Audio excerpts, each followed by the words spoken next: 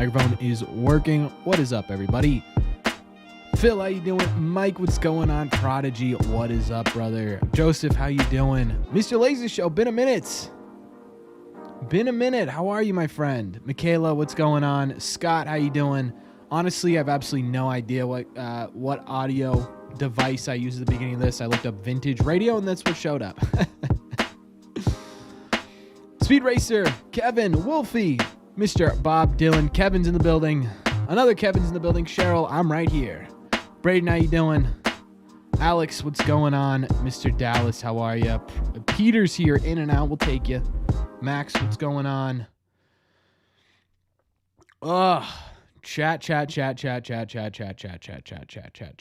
like the hat, by the way? Picked it up. Figured it was, what's up, Raphael? Figured it was, oh,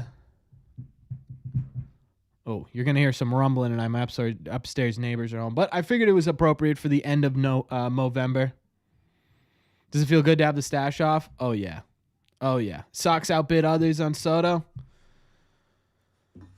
Where you see that, my friend? Twitter. Thoughts on SOTO news? Oh, baby, we're getting into it tonight, chat. Bob. Hello. Anthony. What's going on, my friends? Sorry, I'm just getting my iPad set up here so we can dual talk and look things up. Yeah, we got a packed show tonight.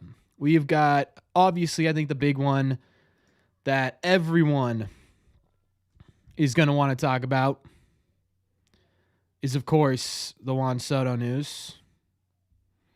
I think that's going to be, I don't even know if it's news or if it's rumors or what, but we definitely have some stuff we got to talk about in terms of Juan Soto. We've got stuff we're going to need to talk about with Garrett Crochet because I think that changed a lot over the last couple of days. We could talk about some stuff that came out about Nolan Arenado and where he's standing in terms of the whole trade situation, what that could mean for the Red Sox. Boy. I don't even know where to begin, to be honest with you. I feel like everyone's going to want to talk about the Juan Soto stuff. I don't know. Like, I'm not sick of talking about Juan Soto. I think we're going to talk about Juan Soto as much as humanly possible until he's actually signed. I mean, he's a walking Hall of Famer. This never happens, right? This type of free agent just is never an actual thing. So, I think it's worth really focusing on, especially because we know the Red Sox are one of the, I would say, 4 main teams involved in this Juan Soto stuff. So it's absolutely what we're going to be talking about a lot today. But I'll leave it up to you guys. Do we want to start with Soto? Do we want to start with Crochet? Do we want to start with some of the smaller stuff here? I will answer Laser Show's question, though. What do I think of Devers at first base? I don't personally like it. Do I hate it? No, right? I don't hate the idea. We've seen successful transitions from third base to first base in the past. My biggest problem with Rafael Devers over at first base, well, really it's 2 things. What's up, Dennis? It's 2 things in my opinion. The first is I don't love the idea defensively of Devers over at first base. And it's not because the transition over from first base to third base is difficult, right? Again, people always talk about, like I've said it before, it's not about the difficulty of first base. It's about the nuances, right? He's going to have to learn how to scoop balls. He's going to have to learn different footwork than he's ever learned in his entire life. And if Rafael Devers, who has played third base his entire career since he was 16 years old in the Red Sox organization, is having trouble over at third base, what's that going to look like at first base? The other thing is, I don't love the idea of, if you have to move Devers over to first base, that most likely means that you're trading Tristan Casas. Rusty's been here for 6 months. Quick, some claps in the chat for Rusty. So I don't love that idea. And I think that's where we're going to start. We'll get into Soto in a little bit, but I did want to start with some of the Garrett Crochet stuff. I do have some tweets to look at and stuff like that. I will answer this. When do I think Soto will sign with a team? I think it'll be a couple of days before winter meetings. What that ends up looking like, I don't know. Prodigy, 21 months, folks. He's closing in on 2 years. My moderator. Create some claps in the chat for Prodigy. What do I think of our two trees were to SOTO. Our two trees were to SOTO.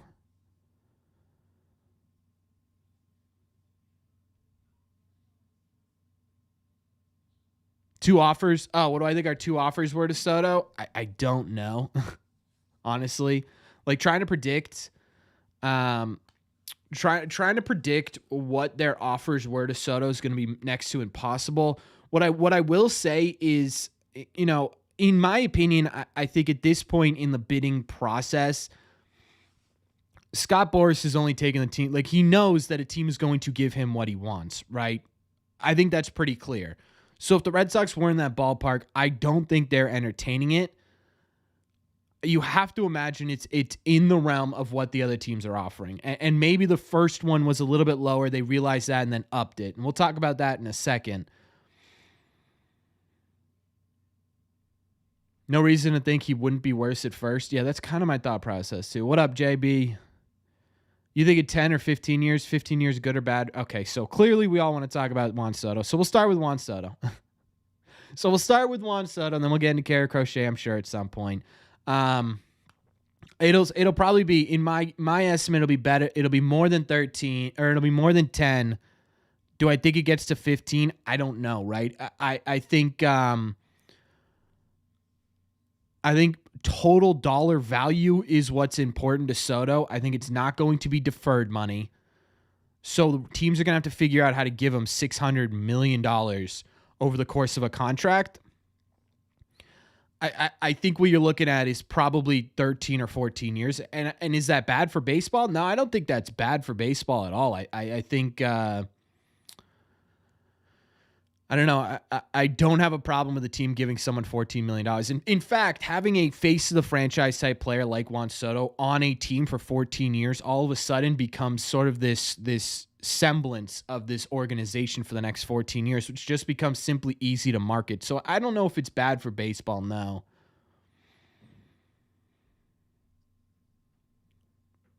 If the Red Sox sign Soto, does that make Casas any easier? No, mostly because they don't play similar positions, right? I don't know how much that does to their lineup flexibility, right? We talked about how Soto's a fantastic hitter against left-handed pitching, so that doesn't mean anything.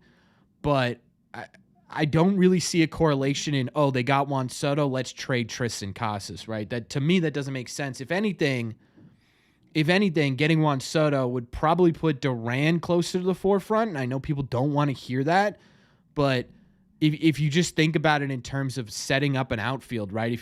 Juan Soto has to play left field at the bare minimum at Fenway Park, right? You're not putting him in right field. You're just simply not doing it. I think, you would go Duran or Rafaela in center field. Again, I think one of those pieces, Duran's obviously the better, more important player to the Red Sox. So does say Don Rafaela become movable? And then right field, you've got Willier until probably Roman Anthony's ready, which in my opinion should be opening day. But if it's not, it's very close to opening day, right? So I would guess it's more so it's going to impact how they look at the outfield situation than it is the infield situation. Does that make sense?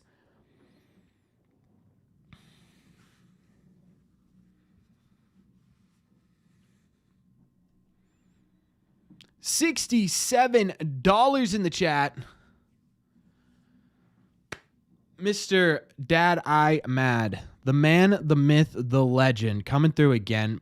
Mr. Mad, I am unbelievably grateful. That is way too much money. Thank you so much. Can we get some likes on that message? He says 50 cents for each person in the chat at the time of writing this. Put this towards the SOTO fund. I will send this directly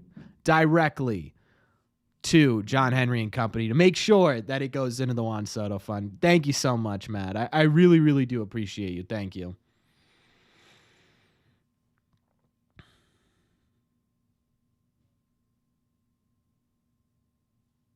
Yeah, Steven, that would be my guess too, as to what they'd end up doing with the outfield. Again, you don't know, right? The first piece of the puzzle is you have to land Juan Soto. If you don't land Juan Soto, right, none of this conversation matters. So let's start there because everyone wants to talk Soto. Let's do, okay, so let me pull up sort of the tweet, and then we'll get into the timeline as to what we're looking at right now. So this is the original tweet that came out. And this was...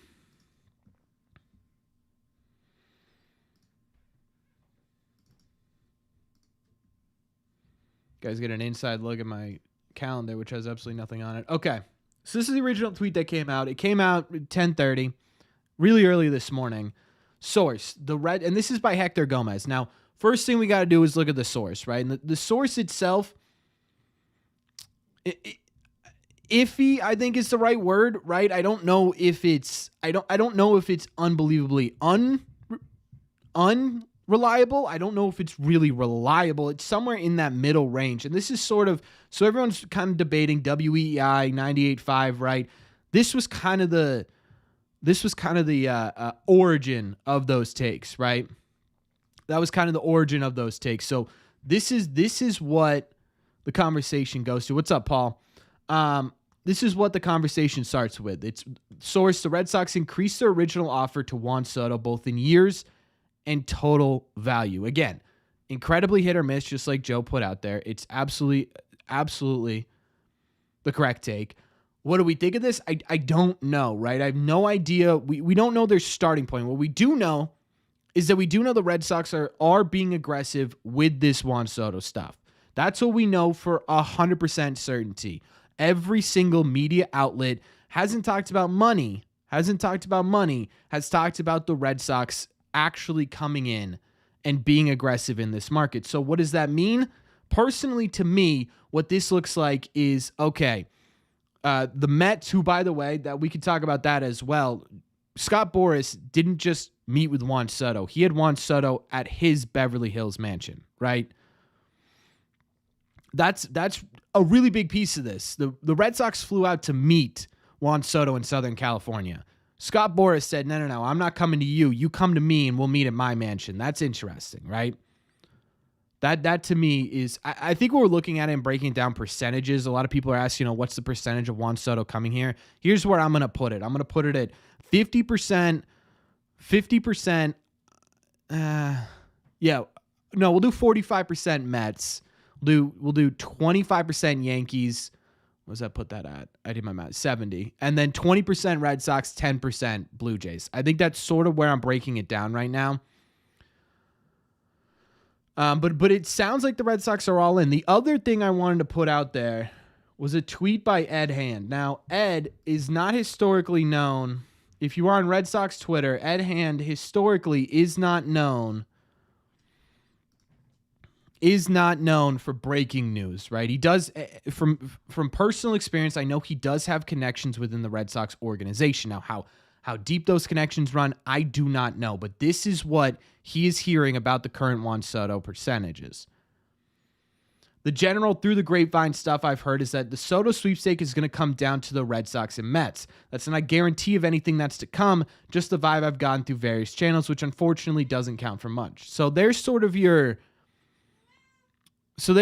conversation piece with Juan Soto, right? Everyone wants to talk about percentages. Oh, where do the Red Sox land? Okay, maybe, again, look at the source, right? Look at the source. We got to figure out whether or not this is a reliable source or not. And the answer to that question is I just simply don't know. Ed has put out some stuff in the past. Ed has talked about this a few times, and he's been right on a few things. But other things, when you put out this general vibe stuff, people put it very literally. To me, this is just sort of this to me is another sign that the Red Sox are invested in trying to get Juan Soto. At the end of the day, I think where we're at right now is you simply just got to wait. And it sucks, right? It sucks. It really sucks. I'm driving myself crazy. That was my exact tweet. I'm driving myself crazy with these Juan Soto stuff. Let me go into... okay, so here's the timeline with Juan Soto. Offers for Soto are expected to go through multiple rounds. A league source tells The Athletic the first round is expected to be preliminary, meant to gauge genuine interest from all parties. The following offers/rounds, which could start around next week, and then it goes down here, are expected to become increasingly more serious, weeding out the candidates and seemingly point towards a winter meeting-ish decision timeframe. So again, like we talked about, when is he going to When is he going to sign? This is probably around the time he's going to sign, which most likely we're probably looking at winter meetings, which is, again, yeah, you like that. The graphic right underneath it is absolutely fantastic. But so you're looking at about 2 weeks, I would say, from right now. Is that right?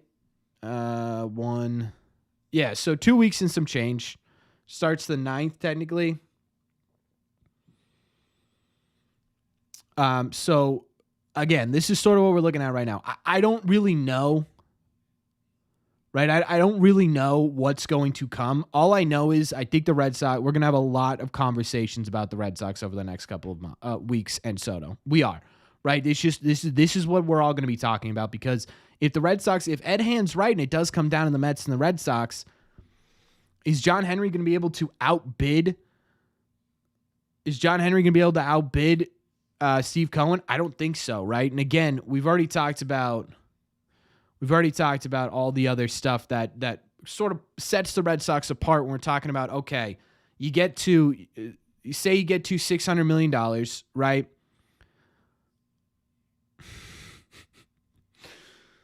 "21 months from versatility," goes, "My red seat can legally drink." Ladies and gentlemen, someone get this seat a beer. Someone get this seat a beer, huh, folks? Thank you so much for being here. So I think ultimately the question of Juan Soto, as based on everything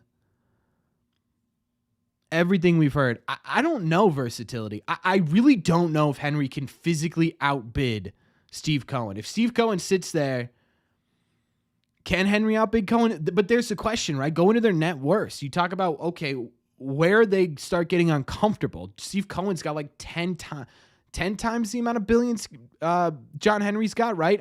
I don't know. I think it's Tracy been here for 9 months. Thank you so much. Right? I mean, clearly they're being aggressive, or they immediately upped their offer. They put one in, they said, wait, that's not good enough. Here's another one.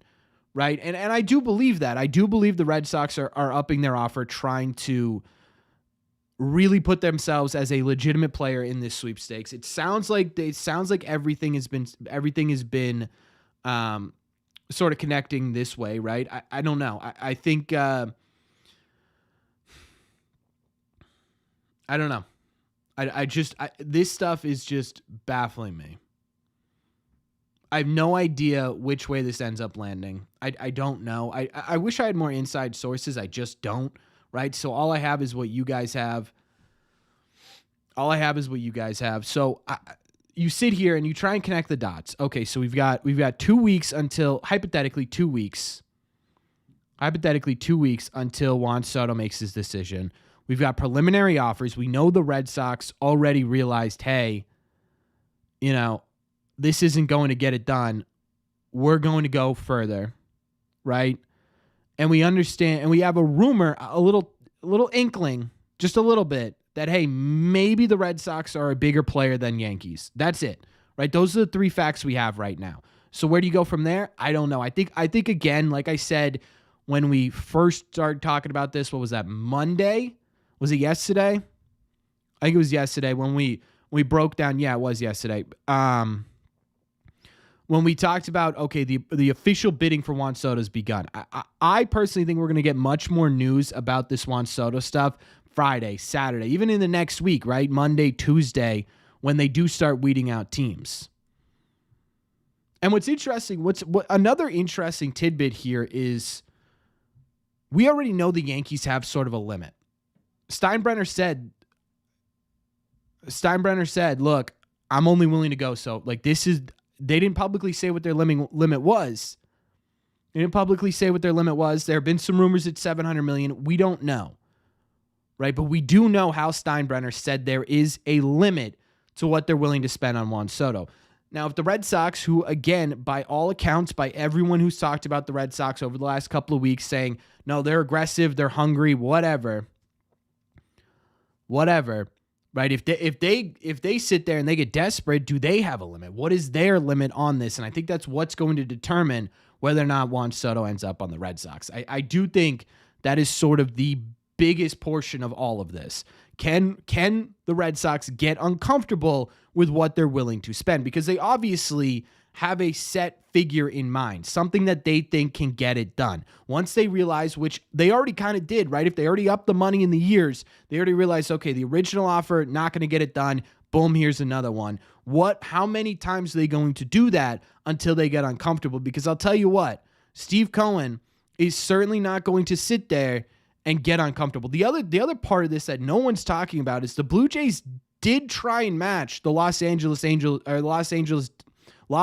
Dodgers money for Shohei Ohtani, which was $700 million, right? Everyone's counting the Blue Jays out. I don't think the Blue Jays have a very good shot, but they were willing to spend $700 million last offseason.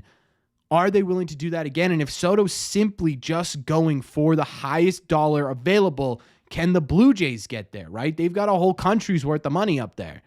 I don't know if that is something that needs to be included in this. I don't know if that's something that we need to talk about when it comes to the Red Sox chances of Juan Soto. Are the Toronto Blue Jays sort of this sneaky player, right?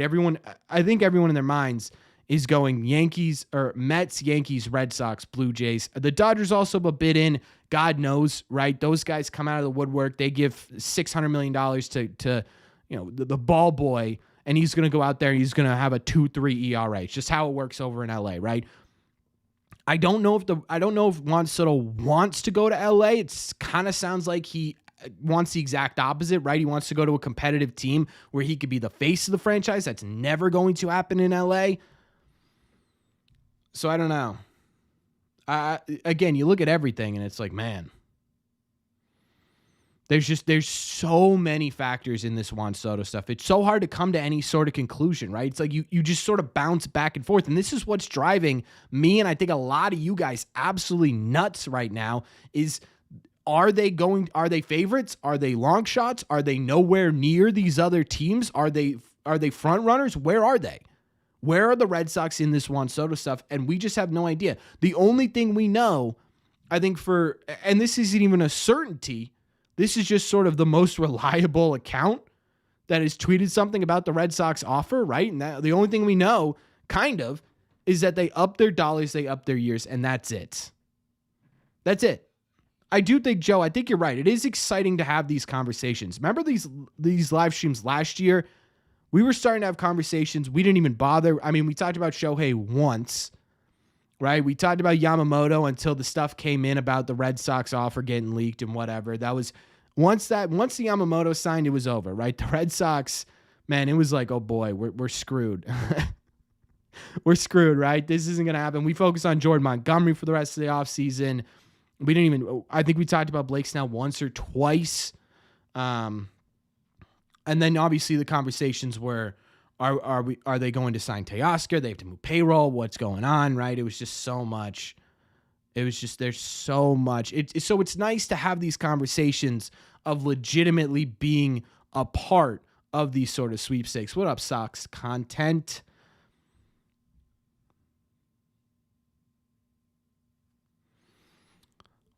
He says, the thing that I find most interesting is that if the Red Sox raise their offer, then theoretically they would only make another offer if they have now submitted the current best offer. What do you mean? So you think this tweet right here? Let's go back to the original tweet we were looking at, chat. There it is. So yeah, so now people are starting to infer from this, right? So the conversation was this upped in years in value to just simply get back into the game?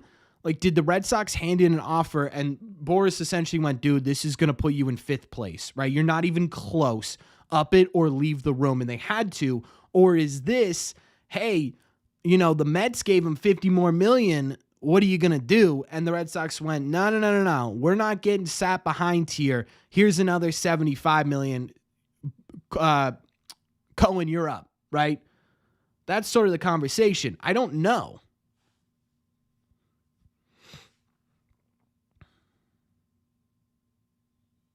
Miley's more excited for this offseason. Yeah. And we talked about this 100 times. You should be. I think at this point, with everything that's gone on, Red Sox fans should be excited about this offseason. What it ends up looking like, I don't know. right? But even if they settle in that sort of not exclusive top tier players, like I'm talking Sasaki or Soto, they could still have a very, very, one of the better off seasons in the entire country, right? They very easily could do that. So yeah, I think absolutely this is something your expectations for this offseason should be the Red Sox acting like a big market team. That's it. If Soto wants opt-out player options after year 3 or 4, would you do it? Yeah. Anything to get him here for a couple of years. Yes. Yeah. Red Sox will give him a $650 million deal and make his mom the traveling secretary. Yeah, I look at this. If the best offer was $600 million from someone, what would even be the point if their offer went from 5? It's still not realistically going to get the job done. No, I agree. My point here is, Sox, is it what you're saying where they want to be the top offer and so that's why they increase their offer, or are they sitting there and did Scott Boras say, dude, you're $100 million off of the 3 teams that offered $500 million plus or $600 million plus, get to this area and then we can have more conversations. We'll put you through to the quote unquote next rounds that are coming up over the next week, right? Is that the play that the Red Sox did? Maybe they get within $25 million of the highest offer. Maybe they get within $50 million of the highest offer just to push themselves to that next round where they can really get a grip on what the market's going to look like. That's sort of where my thought process is with this. To me, this sounds more so like, hey, John, listen, the $500 million is great, but look, the Mets are already at $550. You better get up there or you're going to fade away. And John didn't want to fade away, so he brought himself up to the $550 million range. And that's just an example. I don't know what the actual figures going on in the room are. So that's sort of where I am.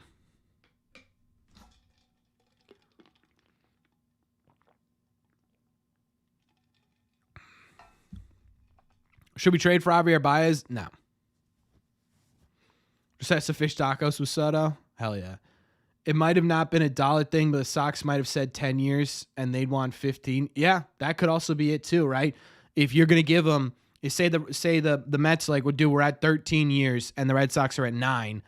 Obviously the value is going to increase if you're going to give them 13, and that's what brought it up. I don't know, right? I have no idea what this could indicate. My guess is this is putting them back into the ballpark. He said they increased dollars in years. Yeah, but think about it, right? If you're offering them $40 million a year for 8 years, and the Mets are offering them $40 million for 14 years, and they're sitting there saying, no, you need to be up here with the 14 years. The AAV looks the same. We want the total dollars here. So they increase the dollar value by just simply increasing the year, which I think is something that could absolutely be part of it.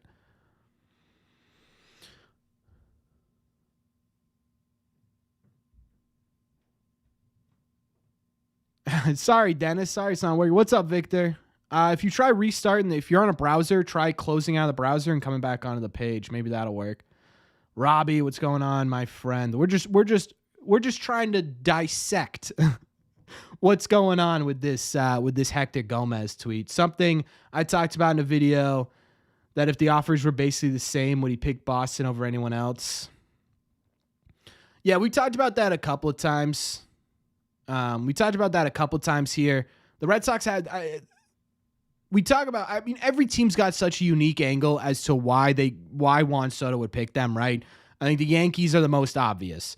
He was just in the World Series with them. He got to experience the Bronx playing there. He got to experience playing with Judge and all these guys. He understands everything about that organization through his year there. I think the Mets are fairly obvious, and that's just simply dollars, right? And it's not like they have a bad team either. They might lose some key pieces this offseason in Alonso, Manaya, but they still have a decent core over there. They obviously have Francisco Lindor locked up for a while. I would imagine if Steve Cohen gets Soto, he probably could get Pete Alonso and Manaya back pretty easily, right? We know they're in on some top pitching. There's some clear, obvious wins there for the Mets. The Red Sox a little bit more unique.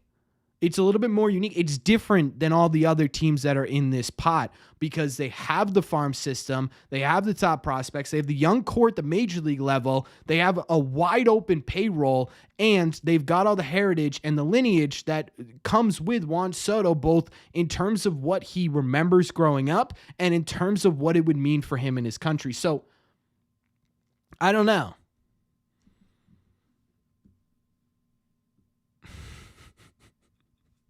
Yeah, Robbie, we talked about that. We talked about that. What up, Jesse? Yeah, we talked about that. It's just it's very funny that that's become a thing for Steve Cohen. Is he's just like, nope. Like, no, I'm not going to meetings. I'm strictly, you're coming to me. You're coming to me. And hey, maybe that works. Maybe that's the difference maker.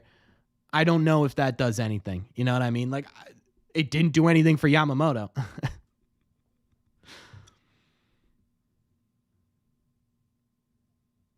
685, just simply multiplying out WAR. Yeah, Robbie's real good with that, man. I can't wrap my head around that sometimes. Robbie's always been incredible at that.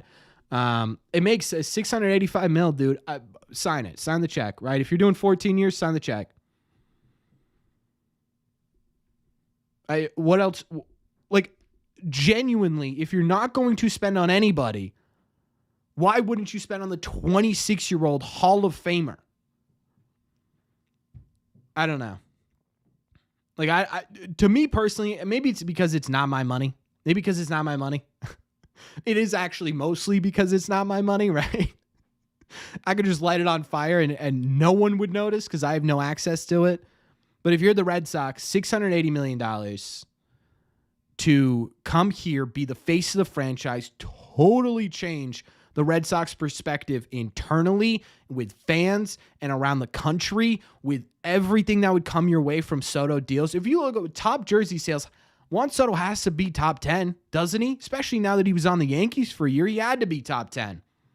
Just in jersey sales alone, how much are you going to make? You know what I mean? I don't know. This Juan Soto stuff, like I said, it's driving me up a wall because I'm going to sit here. I'm just going to keep talking it out. I'm just going to keep talking it out until he actually does break my heart and go to the Mets. But man, this would be, it's just, there's so many things this could mean. There's so many things the timeline does. There's so many things involved with Steve Cohen, Hal Steinbrenner, John Henry, the Blue Jays, who, again, I don't think they're a true player, but I don't think they should be totally written off either.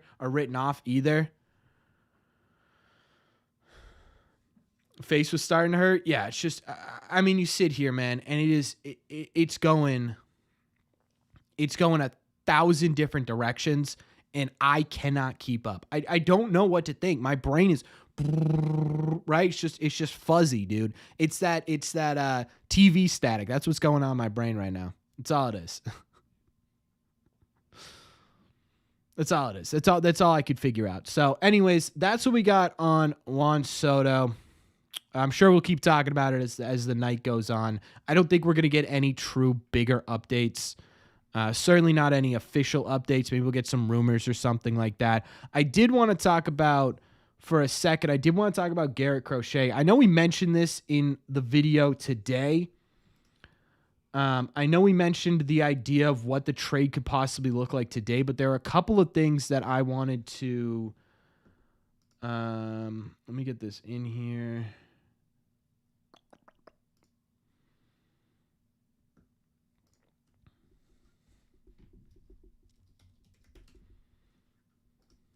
You know, I should probably do this before stream, but we have fun, chat.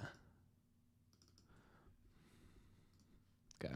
I couldn't find the tweet. Tyler Milliken tweets like 1,000 times a day. So I couldn't find the actual tweet itself, but here's the screenshot of the tweet I took last night when we were talking about, or for today's video, I guess, when we were talking about Crochet possibilities. All of a sudden it went from, okay, the headline might be Will you Abreu. Maybe we could throw in Cutter Crawford and get this deal done, to this, right? Based on what the White Sox are saying, I think a package of Casas, Abreu, and Connor Wong probably gets close to landing Garrett Crochet. I mean, at this point, stop talking, right? Stop talking to him. And that's kind of what the Red Sox have done, because Sean McAdam came out with an article. Remember, Sean McAdam's the same guy who said, look, Wilyer Abreu might headline this deal. He came out today and he said, oh, wait a second. The Red Sox have kind of cooled talks on Garrett Crochet. They've kind of not moved on from him, but they aren't crazy involved in conversations with the White. Now, that doesn't mean they're not interested. It doesn't mean they can't still be possible. But I guarantee you, if this is what they're knocking on the door with, that's why the Red Sox have cooled their conversation. Now, there is one other one that I wanted to bring up here about the Garrett Crochet stuff. Yeah, so here's the official. Again, I'm not going to pull up the full article because that's a little bit tough to siphon through, but the Red Sox have been quiet as of late as it pertains to Garrett Crochet. Again, this came from the same Sean McAdam that earlier, I mean, 2 weeks ago, maybe a week ago, was saying, no, wait a second, we could have a deal here that headlines with Wilyer Abreu. I don't think that's the case anymore. The other thing I wanted to point out when it comes to Garrett Crochet is this one right here. Again, this is just some random White Sox fan. This isn't his trade proposal. This was proposed on MLB Network. $10 super chat. $10 super chat from Mr. Dennis. Can we get some claps to chat for Dennis? Thank you so much, Dennis. I really appreciate your generosity. Means a lot to me. Really means a lot to me. Maybe it's their GM. Yeah. Did you miss anything? You did miss a conversation about Juan Soto. When's my next live stream after this? It'll be next Wednesday, most likely. Okay, so this one, right? Little bit more realistic. I still think if I'm the Red Sox, I say no to this. And I'll tell you exactly why. I think value-wise, this sort of matches up. This is someone on MLB Network. This isn't him. This isn't this White Sox fan themselves. But he says, Boston sends Tristan Casas, Braden Montgomery, Yoel Cespedes, David Sandlin. We get Garrett Crochet. Right off the rip, I think the first thing that stands out to me, again, I think if you threw this into MLB trade values, which we could do, I don't think it's worth it, but this probably does line up pretty well. Here's the problem with this. Tristan Casas played, 50 games this season. His value is real low right now. Braden Montgomery hasn't played a professional game of Major League Baseball because he was injured. His value isn't as high as it could be. Yoel Cespedes, while having a breakout year, also got injured. He was out for the rest of the season, right? He's probably not as valuable as he could be right now. David Sandlin's the only one who got a full season in here, and he looked really good. But why would the Red Sox, if you are the Red Sox, can I do it on MLB trade values? Yeah. Just going to take a second.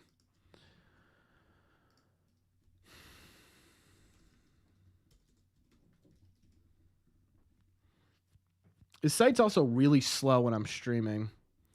And I got to sign in. Hold on, chat. This is why I didn't want to do it on MLB trade values, but...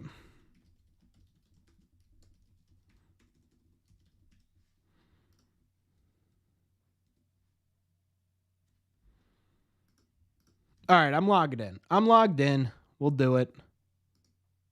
Why is it not letting me log in? Oh, for the love of it. Okay. All right, now we're in.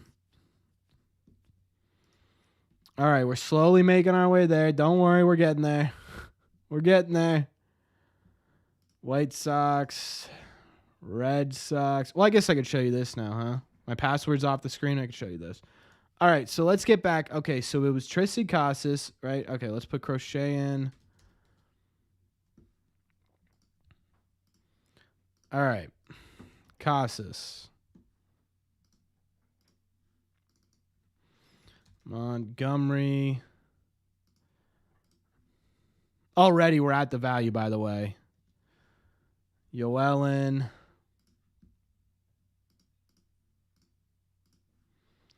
And Sandlin. All right. So again, like the values match up. This isn't Heyman tweet. Oh boy. Is this something we're going to need to talk about? Jon Heyman.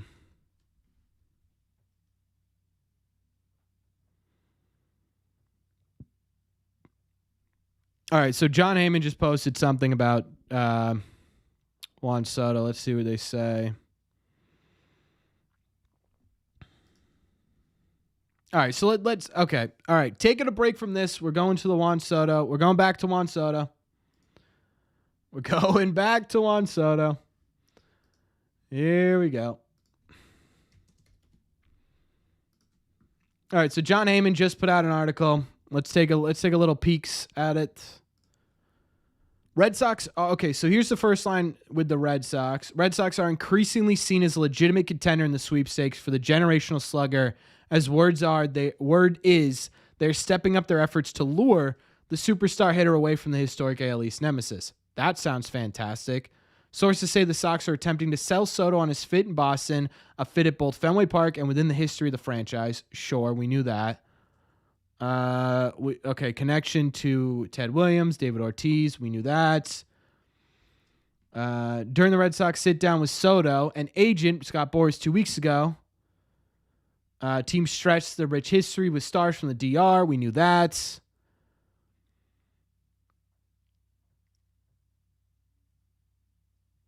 All right, so he's predicting eventually reach or exceed $600 million.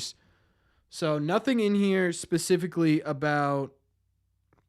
Man, Tyler Milliken is quick to tweet these out.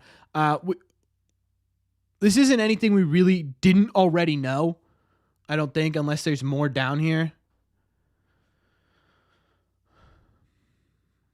We know that, we know the Yankees, Mets, Red Sox, Blue Jays, and Dodgers are in. We know this. I don't think there's anything new in this article that's worth really diving into. We knew that they were stressing the DR stuff. We know that this is a very different way of bidding than we've seen over the last couple of years, right? I don't think anyone's shocked by that conversation. John Henry decided to wake up. Boy, I hope so. Also, what are these advertisements? Who is buying this sweatshirt right here? Who's buying this sweatshirt? Can you guys see that? Yeah, you can. Who is buying this sweatshirt? It has nothing to do with this, but...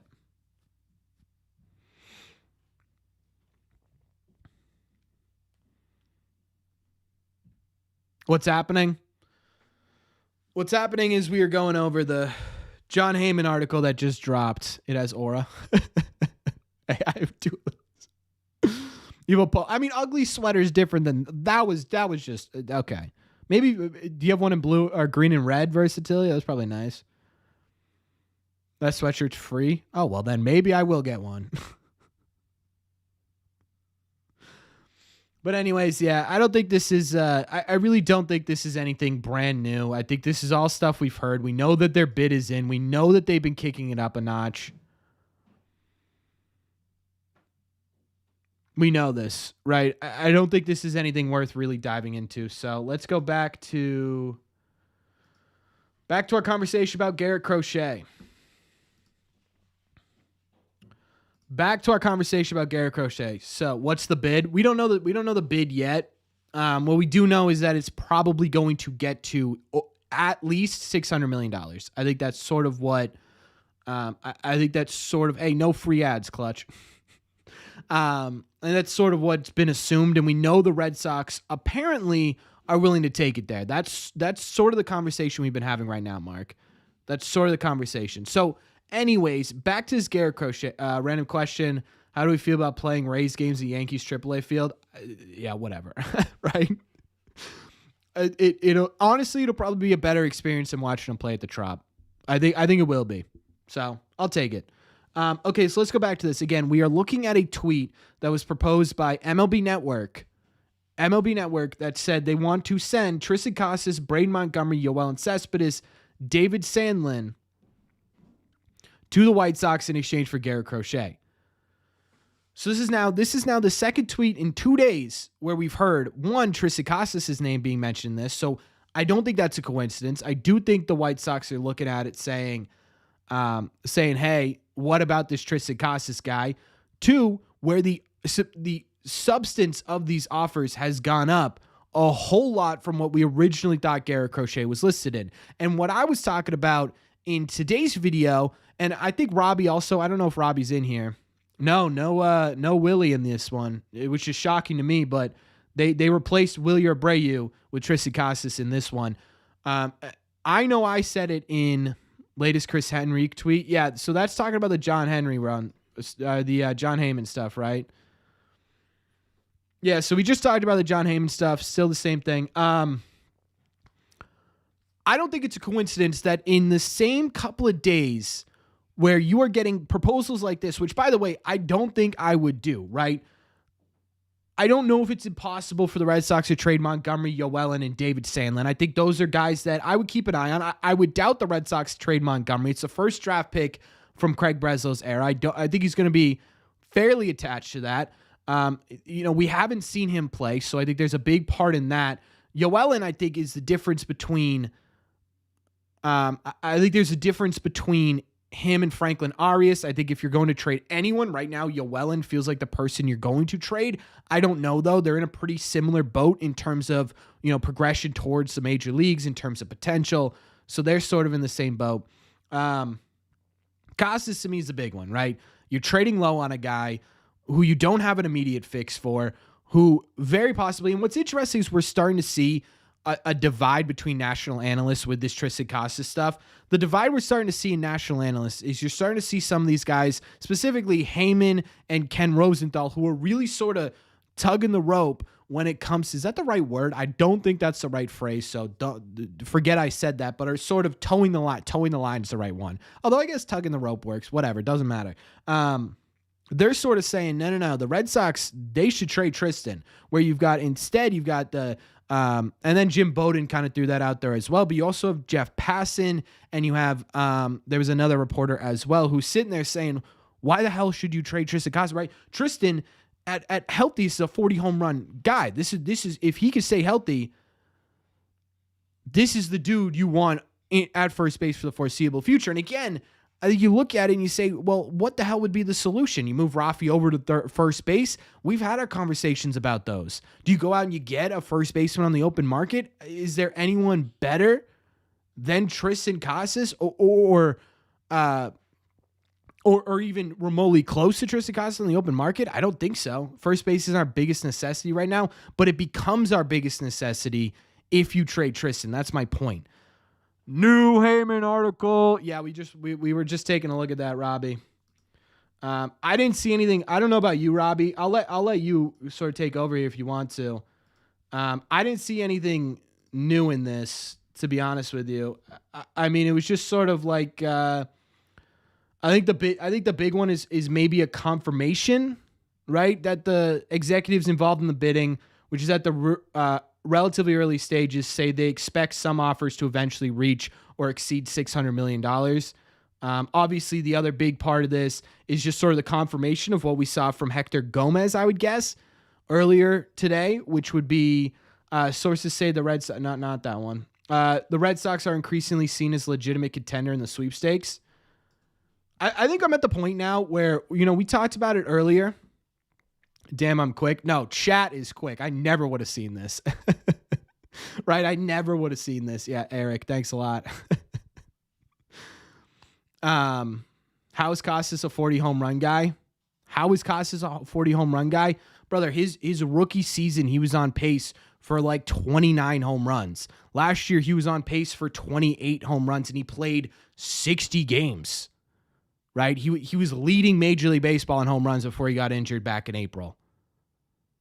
There's no way you don't sit there and say Tristan Casas has 35, 40 home run potential. He absolutely does. Absolutely does. Yeah, Joe was the one who alerted me. Go get Vlad. Yeah, that's the only true solution, or I guess solution I'm okay with, right? The only solution I'm okay with this whole Tristan Casas conversation is if you went out and you trade for Vladimir Guerrero Jr. and then immediately, I am absolutely down, Robbie. I'm absolutely down. What are you doing next week? You ready to hop on?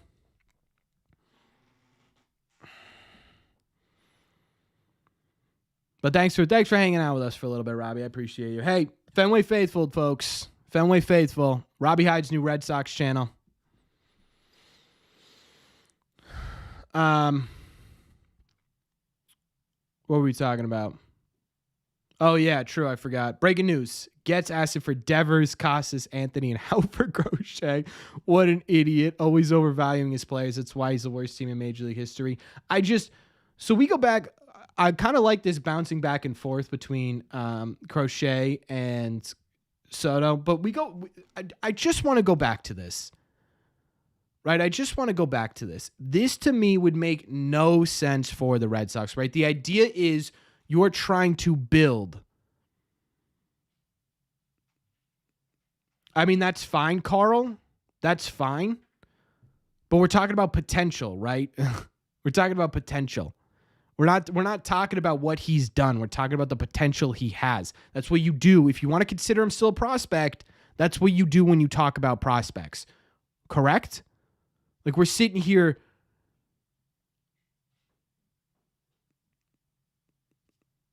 Eric, what are you doing? What are we doing in here? Eric, what are we doing? Right, so I don't know. Is my girlfriend a Red Sox fan? Yeah, she likes the Red Sox. She did want to do something tonight on stream. I don't know if she still wants to do that. For Willier and Masagan. Yeah, I think that's been the overall consensus. So anyways, with the Garrett Crochet stuff, nobody talk about Castillo anymore. Yeah, it doesn't sound like until the Seattle Mariners kind of, feed it out a little bit that they might be open to trading him, which they should be, right? They want to stay at a certain budget. They have $16 million to get there. My friends over at Mariner Mojo on YouTube broke it down really well yesterday.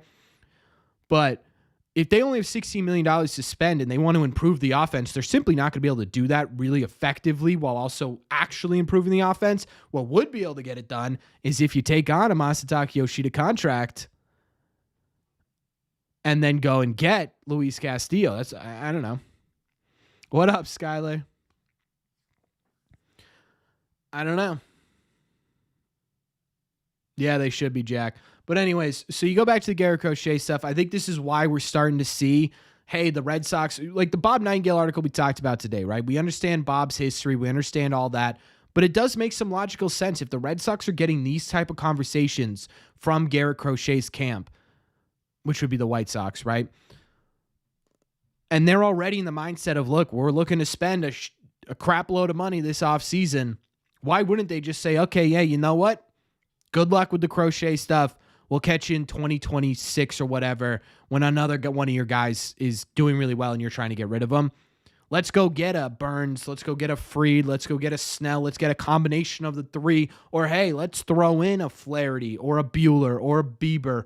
Or, wow, Bueller and Bieber sound really, really close. Or who else? Evaldi, right? Let's go and do that. I don't know. So I sit here, and to me, this Garrett Crochet stuff is fascinating because it's a pivot.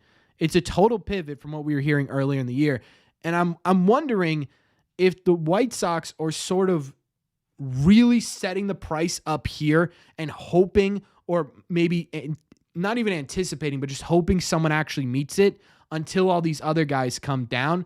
Because if you get Burns, Fried, and Snell off the market and teams are still looking for a frontline starting pitcher, well, hell, the White Sox got a pretty good one on the open market, right? If they could just hold out until that, if they set their standards here and all of a sudden Burns, Fried, Snell, those guys are gone and he's still sitting here, the bidding goes up to here, right? If they set the bidding limit really high now, what is it going to look like when teams get desperate? I'm wondering if that's what's happening. And I'm wondering if the Red Sox are sitting there playing it smart and saying, no, dude, like we're not going to get unbelievably uncomfortable with this conversation. We're not going to get, right? We're not going to get to here with this conversation where we're trading 3 legitimate major league starters in our lineup right now for one of your Garrett Crochets without any prospect. If you get to hear from Jim Bowden, the Red Sox, this looks stupid because now you've got to fill your catcher position. You've got to fill your first base position. You don't have any immediate ones. I know people are going to bring up Kyle Teal.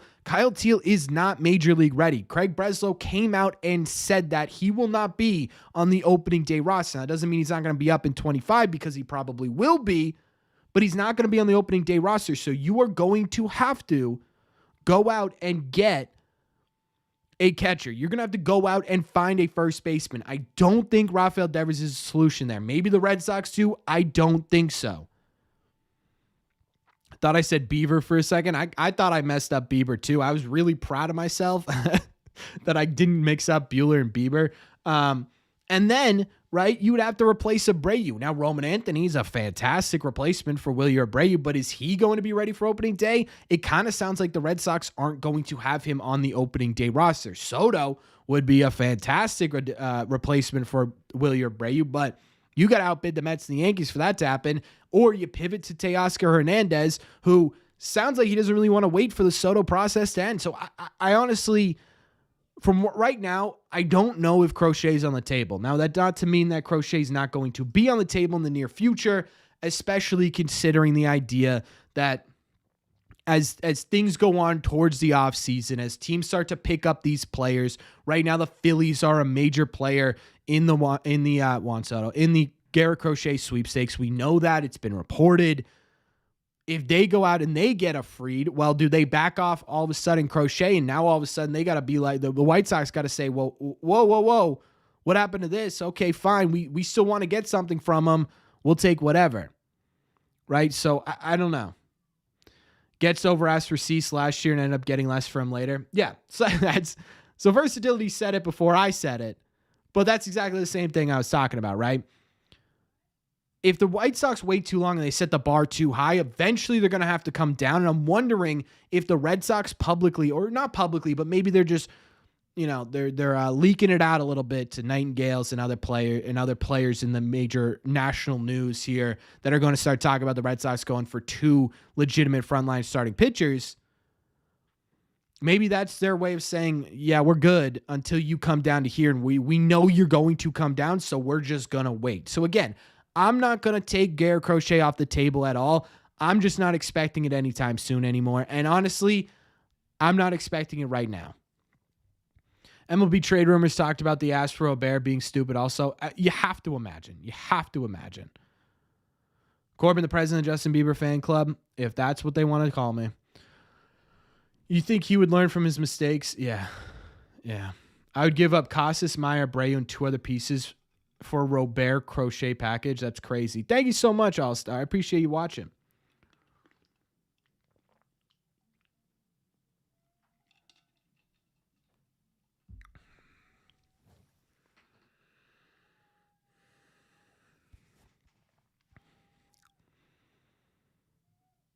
That's a troll? No way. Yeah.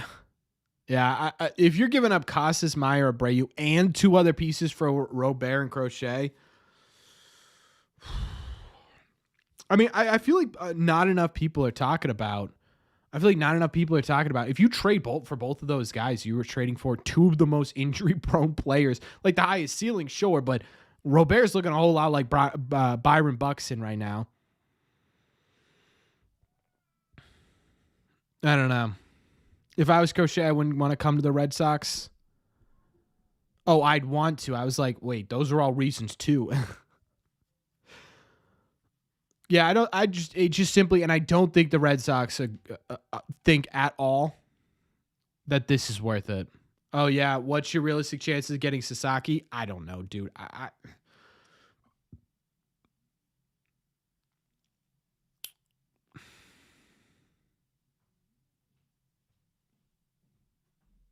Like 10, maybe 10. Steve Clevenger. It's not even his first name. It's not even his first name. At this point, what would you constitute as a successful offseason? What's the minimum they need to acquire? I would say at least one ace starting pitcher. I'm talking either Burns, Fried, or Snell, or Crochet. I would say at least two legitimate bullpen pieces, and then a bat. And I think that's what I would be okay with.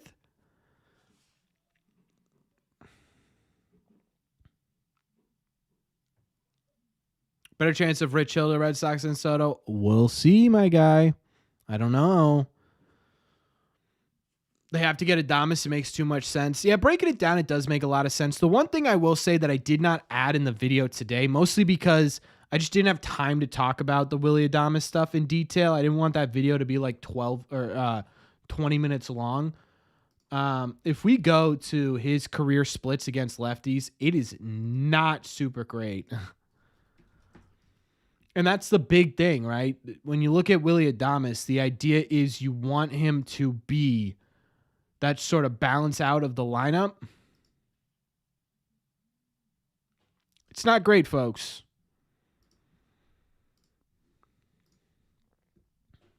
Right? Not great. 221 average, 308 on base percentage, 389 slug. I mean, this dude just doesn't hit home runs against lefties. He doesn't really hit doubles either against lefties, right? He's 17% below league average production. BABIP's I don't know. I don't love that. He's also really bad at stealing against lefties.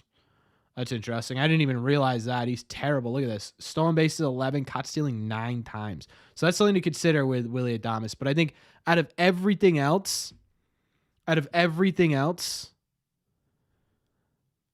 in terms of what's available in the open market, I take Adames still. I think I still take Adames. And some pool money. Can you even trade pool money? I don't even know if you can do that. I don't think you can do that. But no, I don't think we need Mike Yastrzemski. I don't think that'd be appealing to the Red Sox.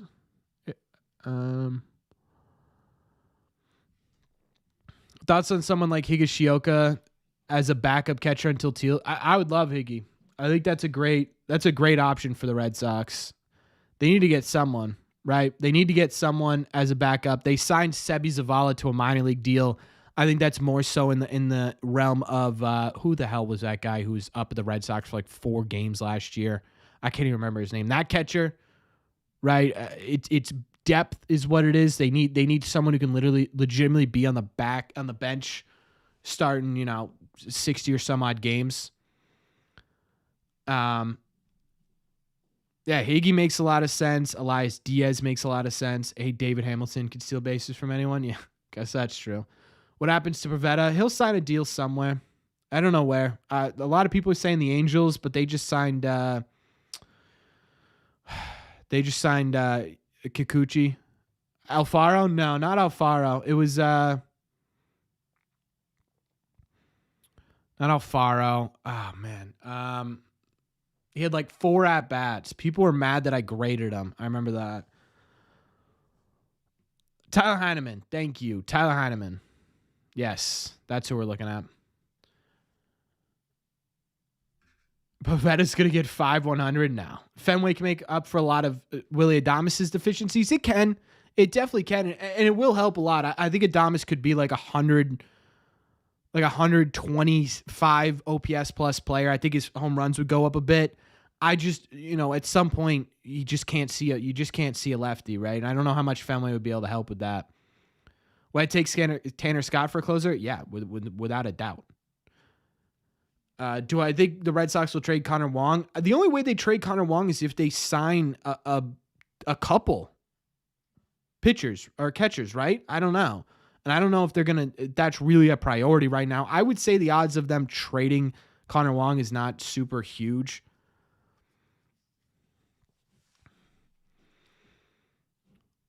I was going to answer another question. I forget. Oh, what are my thoughts on Shane Bieber? Yeah, I'd love Shane. It'd have to be a 2-year deal with no opt-outs, though. And I think the first year would have to be really, really low, right? It would have to be kind of that Liam Hendricks deal where he got $5 million the first year. Now he's getting $10 million or whatever to be with the Sox in 25. That kind of deal, I like the idea of Shane Bieber. Plus, you get a boost to the rotation halfway through the year. I like that. I like that a lot. But would we trade for Crochet? I honestly have no idea. I have no idea what.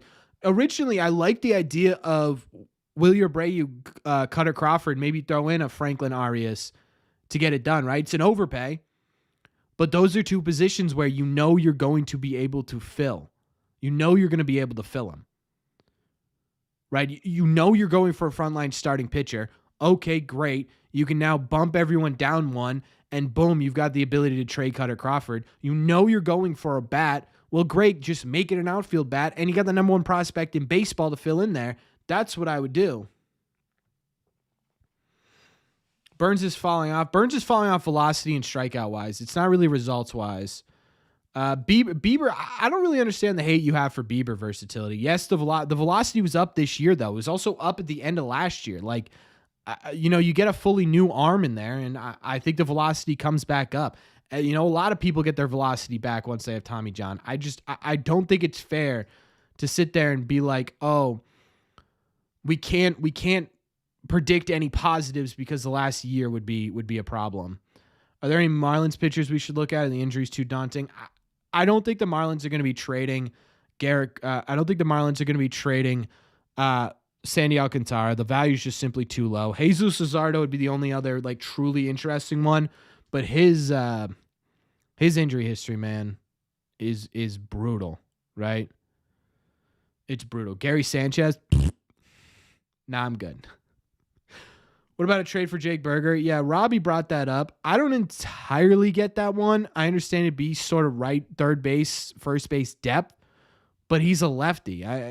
To me, there's not really a ton of what would he bring new to the table? Paxton was a great dude. Come on, we signed Paxton 5 years later than we would have signed Shane Bieber. I don't think it's similar. Thanks for watching, Sox Nation. I appreciate it. Trading Duran and Casas is off the table. I don't think it's off the table for either one of them, and that sucks. Is Bobby Dahlbeck a free agent? Sure is. I'm sure we could get Woodruff low since he was still out this year. Yeah, but the Brewers signed him back for a very specific reason. I don't think they're going to be willing to trade him. What's my opinion on Arenado? The more I think about Arenado, the more I don't love it. I was going to bring it up in today's live stream.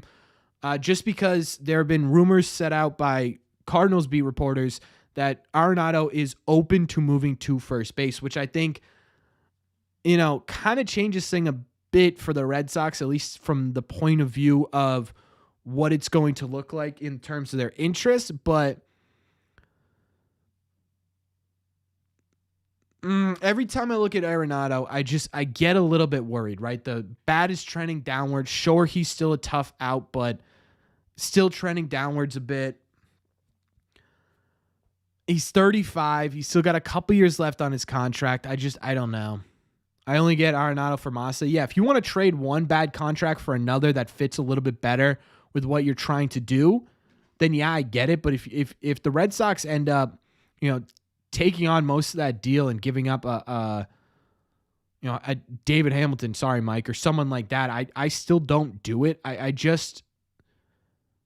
You have to get, I think you have to get, like, here's the idea, right? If you could trade Arenado and get 2 years of production at third base from him, the only way that works is Massa.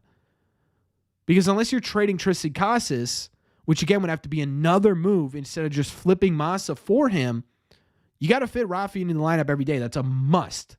It's a must. So if you're going to do that, I don't know.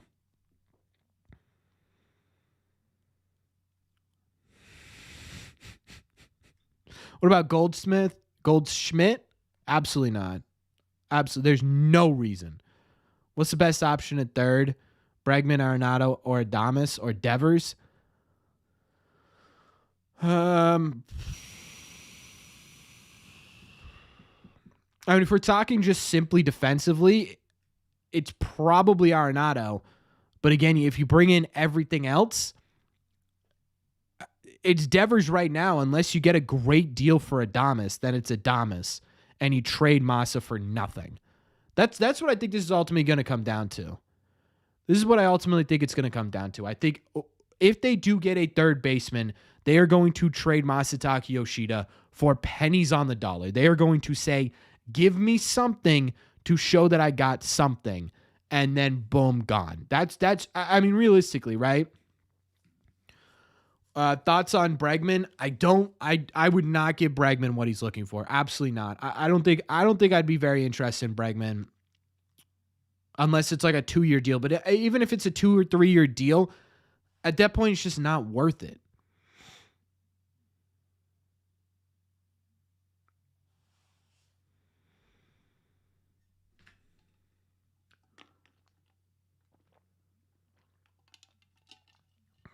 I don't know why you're upset about the Michael Fulmer deal of all deals the Red Sox have made recently. Like Fulmer was what, like $1 million a season? That's like a drop in the bucket.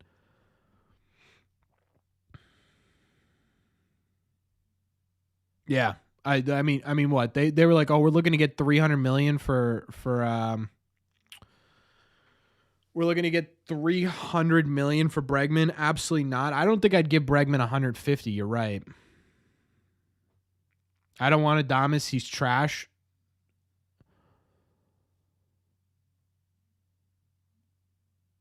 Huh?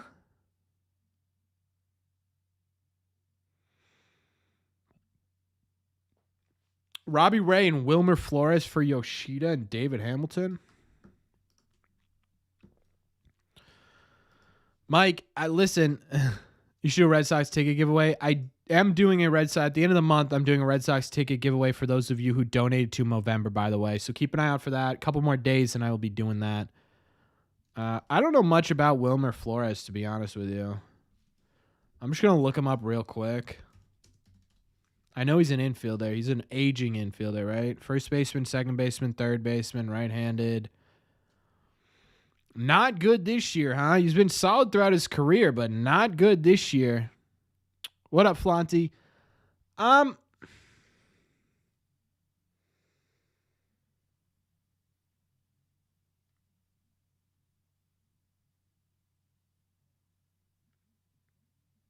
honestly, I don't know, man. I don't know.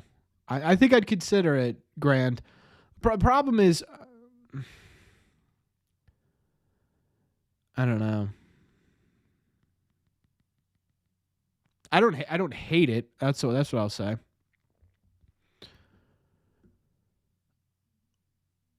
Freed and Snell would be great. I don't know if they do both of those. Compared to the Yamamoto situation, how do I feel about Soto? Much better. Much better. I think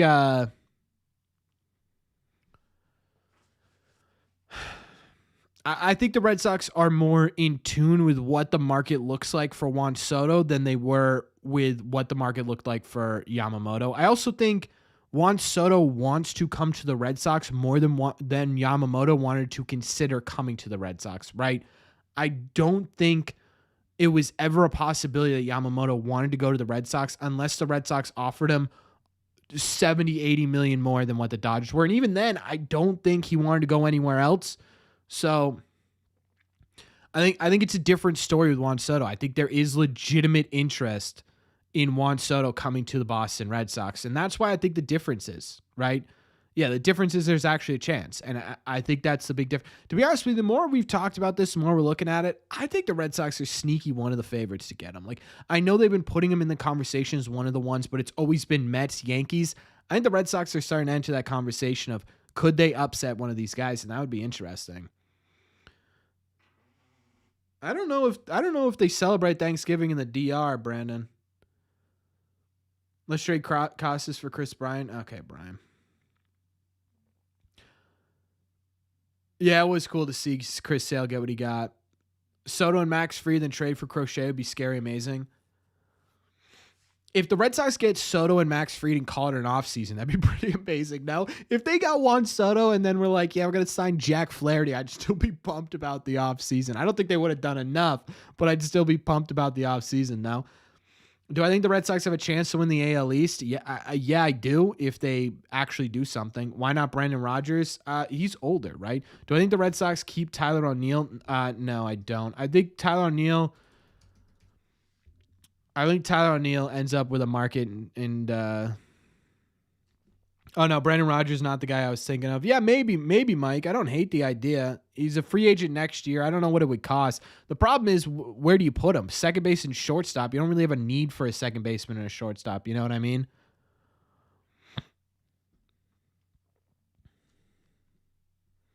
I don't think Soto was happy on the Yankees. I honestly don't know. On vacay for Thanksgiving, hey, man, you didn't even need to stop by. Enjoy your vacation, Robbie. Glad you're getting some time off, man. Have fun with the family. How impactful do I think Luis Guerrero be in the bullpen? I think it could be extremely impactful. I loved Luis Guerrero last year. I think he could be really good this year. I'm hoping as sort of a late inning player to take over for Liam Hendricks or whoever is the closer going forward.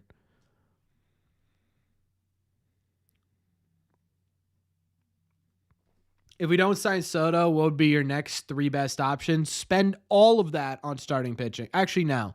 That's a lie. Spend some of that on starting pitching. Spend some of that on the bullpen. Spend the rest of it on a bat, whether that be Teoscar, Anthony Santander, whether that be bringing back O'Neill. You still have a plan. You still got to do stuff, right? Odds on Campbell being opening day 2-bagger. I don't know. I thought it was pretty high. I got kind of cooked for that. I would say it's 40% Campbell, 60% Grissom. What bullpen arms? AJ Minter, Tanner Scott would be the 2 at the top of my list. B, aggressive. B-E, aggressive. B, aggressive. B-E, aggressive. Do you think we have a legit shot of actually getting any of these guys, or is it just... No, it's a legitimate shot, Joe. It's a legitimate... Listen, I'm not sitting here believing a word that comes out of ownership's mouth. I'm sitting here believing the word that's coming out of every single reporter, every single analyst, every single person connected to Major League Baseball right now, saying the Red Sox are legitimately in on these guys. I think we do have a legitimate... Here's the problem. Here's the problem I'm going to have. If the Red Sox, who most likely will not end up with Juan Soto, don't end up with Juan Soto, everyone's going to say... bargain bins, John Henry's too cheap, this is good, more of the same, we got talked about, they said all this and they never back it. I don't think that's going to be true, right? I don't think that's going to be true. If the Red Sox offer $650 million for Soto, but the Mets come in and offer $750 million, that's not being cheap, that's being simply outbid, and that happens. Right? So I sit here, and I think there's going to be a lot of people that say that, then need to, I think. I kind of lost my train of thought there. Sorry. Brian Mata, opening day starter. Corbin, did you know the Red Sox have had 4 players from the Dominican? Yeah. You also have to include Manuel Valdez and Brian Bale there, Steven, and I'm sure there's more. What about trading for Cease? Yeah, I don't think so. Between Snell, Fried, and Corbin, which do you think is the best fit for the Red Sox? I still think it'll be Max Fried. Although the Red Sox right now are more closely linked to Snell, I think a lot of that has to do with the fact that Snell's on vacation. Hold the kitty up. If she gets up again, she went back to bed. No less than 680. I think it'll be above 600. Have I heard Sox are interested in Burt Cabbage according to Carabas? Yeah, Burt Cabbage, that dude is the man. Need to get him on the team. Would Christian Campbell or Marcel Meyer be any worse defense at third compared to Devers? There are some questions about Christian Campbell being able to play third. I don't think Marcel Meyer would be. Do you think we try to reel Soto in more by trading for an ace? I think if they get an ace, right, it makes it a much more appealing target. The problem is, are those aces going to want to sign Misty, by the way, Steven? Are they going to want to sign before Soto signs? That's the question. Can the Red Sox lock him up? I don't know. Burt Cabbage and Arson Judge, man, that is Manny and Poppy back-to-back right there. I think there has to be a limit on how high the Sox go for Soto. At a certain point, it cripples the team from gaining other players. But it kind of doesn't. Lionel.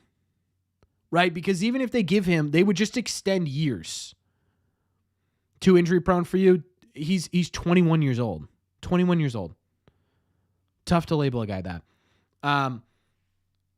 If you give him $40 million a year, you still have $20 million before you reach the first luxury tax and $60-something million before you reach the second luxury tax. it absolutely does not cripple you for signing anyone else. Even if you give him $50 million a year, you still have $20 million before the first luxury tax and $55 million before the second luxury tax. So no, it really doesn't, right? You could go out and you could still make this team much, much better, even outside of SOTO, if you sign SOTO. So yeah, no. If they're at 650 and it takes another year tacked on at the end there, another 2 years tacked on at the end there to get the deal done, why wouldn't you do that? Right?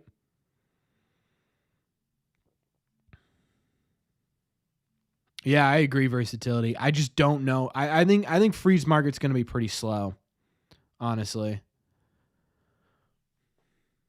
Fried is a ground ball pitcher. The Sox makes lots of errors. Doesn't that scare you? I think there are ways of shoring up the defense. I do think the defense will be better than last year.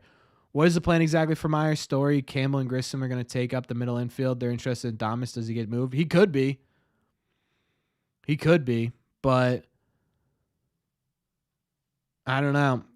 I think also at the same point, Story only has 2 years left, right? Is that someone you could move over the offseason? Adames, you don't even have him on the team yet, right? We can't really factor him in until that happens. Marcel Meyer was never going to play second base, so the Grissom-Campbell conversation doesn't really matter. It's really just sort of Story, and if you get Adames, how does that block him in? That's it. Should the Red Sox ever have gotten rid of Mookie? No.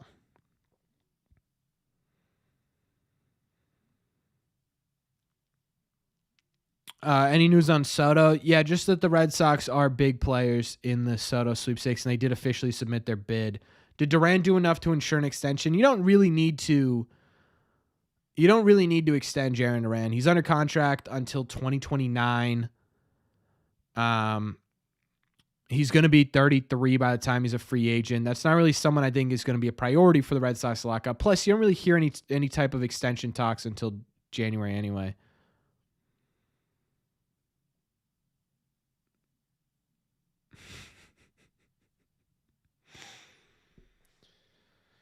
What up, JB? Of course I remember you. How you doing, man? It's been a minute. Should we bring back Luis Garcia and the pitcher they got from Cincinnati? No.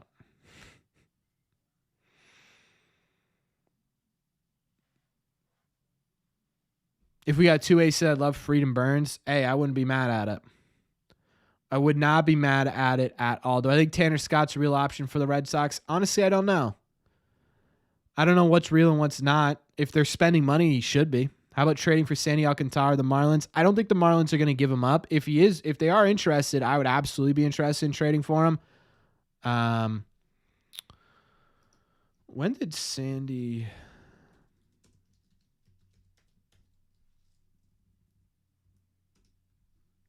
Casas Duran for Scooble? That'd be wild.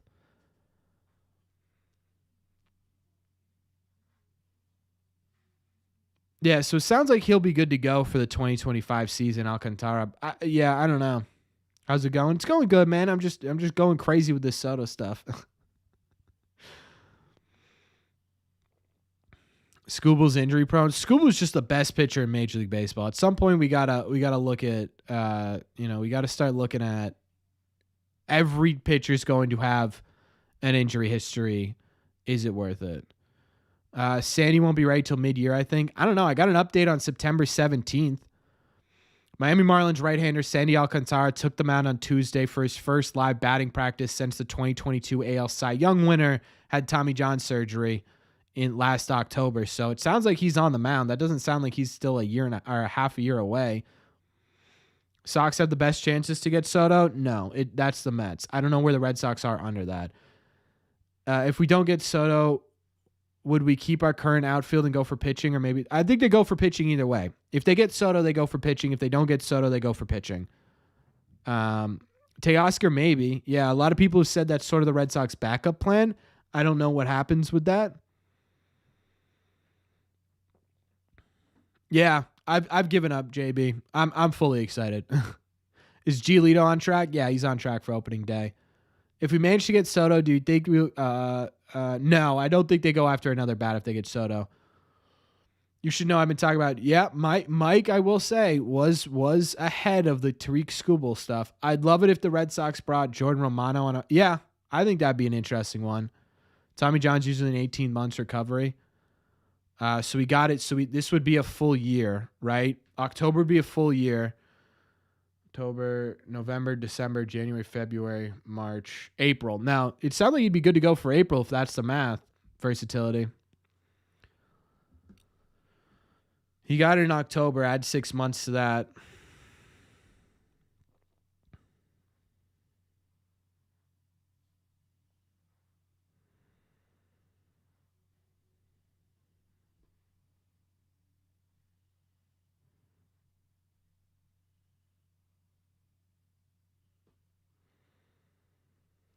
Yeah, versatility, you were ahead. Yeah, it sounds like Alcantara will be ready near opening day, but I really don't think the Red Sox are going to go after it. When do I think is Soto's big news? I think later this week we'll get a these are the teams still in on Soto. It'll come down to probably 3 teams, right? It'll probably come down to 3 teams. And then from there, what happens? I don't know. Right? In terms of what timeline, again, we talked about the timeline a little bit. It sounds like this week's preliminary gets more intense towards the end of the week. And then by next week, it's really going to start to pick up and he's going to make a decision. So I would guess when the big news comes, I would honestly say next Friday or Saturday. Would I give Verlander, Bieber, or Eovaldi a chance in case we lose those 3 aces? I would give Bieber or Eovaldi a chance. I'm good on Verlander, I think. Do I think we sign Clay Holmes? I think they'll be interested. Any word on Sasaki? No, we won't hear anything until Sasaki's posted, most likely. And then we know he's going to have to sign by January 15th. So at least we have a cutoff on that. But no, I don't think we'll hear anything until he's signed. The whole thing with the Dodgers, I think, is going to shy them away from posting any real rumors about where he's going to go. I still think it'll end up being the Dodgers. Do I think the Sox bring back Kenley Jansen? I absolutely do not think the Red Sox bring back Kenley Jansen. In fact, I would bet my entire life savings and any money I make in the future on the Red Sox not bringing back Kenley Jansen. I mean, Kenley Jansen, one, quit the team before the season ended, which, hey, whatever.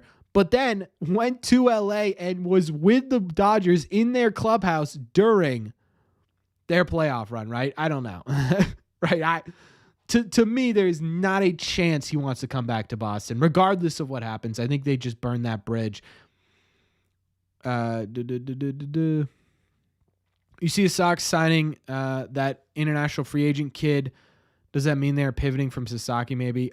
So Griffin or GG on Twitter was the one who posted that, right? They haven't signed him yet. It's not a done deal. There have been stuff with GG in the past where he has said that the Red Sox are rumored to sign somebody and they don't. I think if they get Sasaki, obviously they would pivot off of that guy, right? So I don't think that limits them from Sasaki. No, it's not a done deal. They can't even sign anybody until it opens up on December 15th. So Verdugo will be back before Jansen will be. Yeah. Yeah. Making moves, not empty promises. Boy, do I hope so.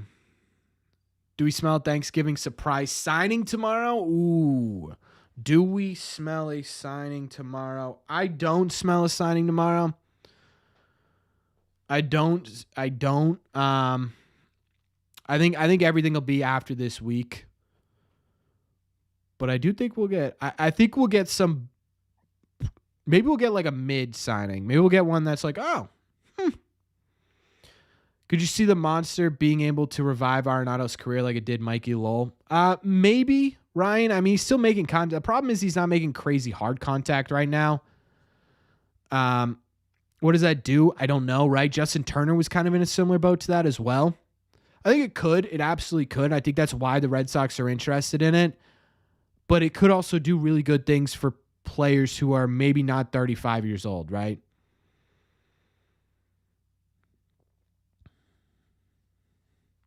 Any interest in O'Neill? Yeah, it's kind of like I would say like a fourth option. Not really like a top of my list.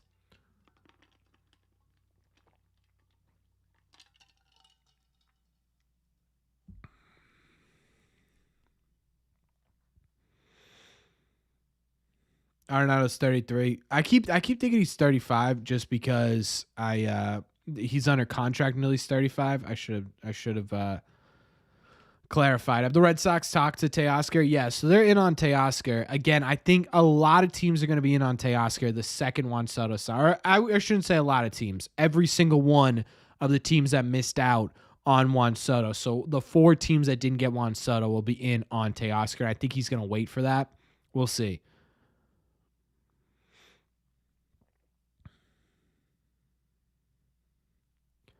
Arenado or Javi Baez? Kyle Tucker should be a free agent next offseason. Thoughts on him? Yeah, again, that's another guy, right? That's like a Juan Soto. Although I will say he is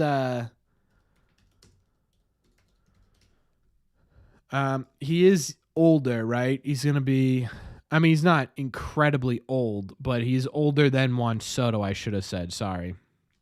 But yeah, this is a bad idea. Yeah, if you're the Red Sox, it's absolutely someone to look at. The problem is, right, he's an outfielder, and if you sign anybody, you've got so many outfielders. I think he's actually career-wise better against lefties. Did I mix that up? What international kid you talking about? There was a report on X, Twitter, whatever. The Red Sox are signing one of the top international free agents in terms of prospects from the DR. Platoon splits. Let me see Kyle Tucker. Oh, no, Kyle Tucker's not that good against lefties. Drink a choice tonight, good old H2O. Your thoughts on the Rays playing in Steinbrenner Stadium in Tampa? Competitive balance of the AL East? I don't think it does anything, honestly. Like the Rays already had a Little League field. Now they're actually playing in a Little League field, so I don't think it's really too big of a thing.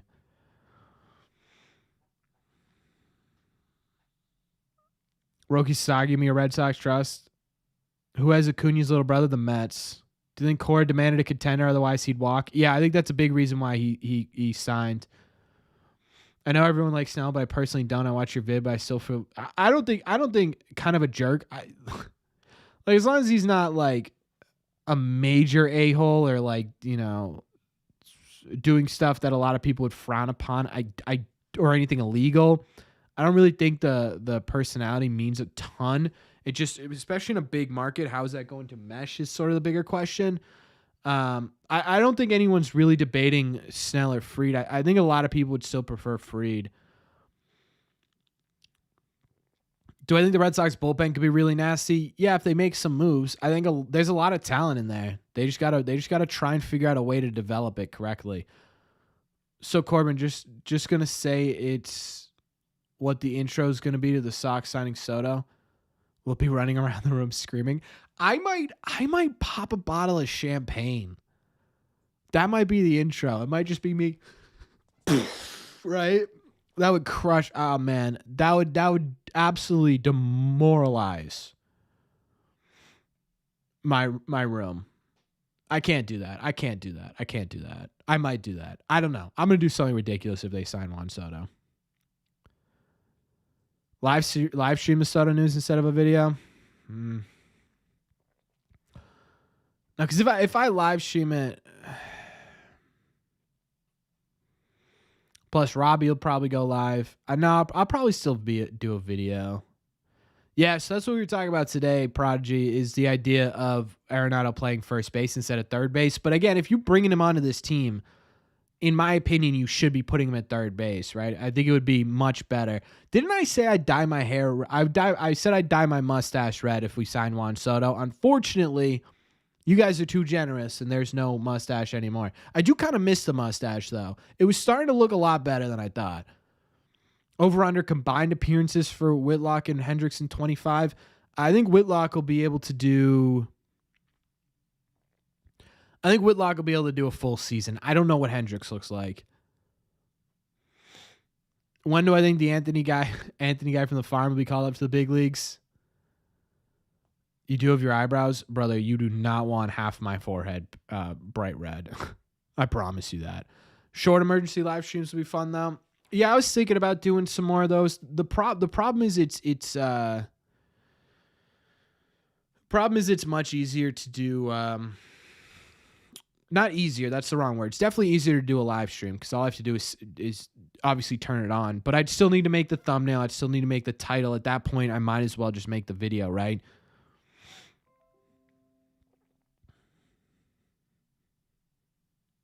If you have a big trader signing or trade, Streets needs an emergency stream.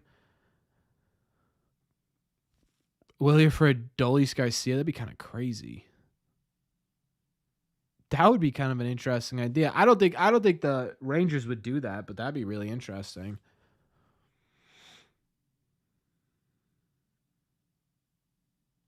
Probably this year, Elizabeth.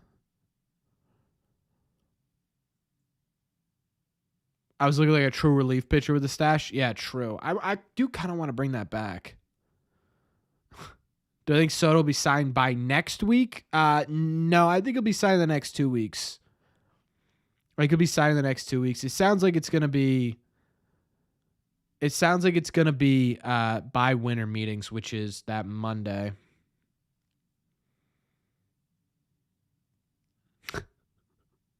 Soto early. If the Red Sox get Soto, write an essay on how much you love John Henry. Yeah.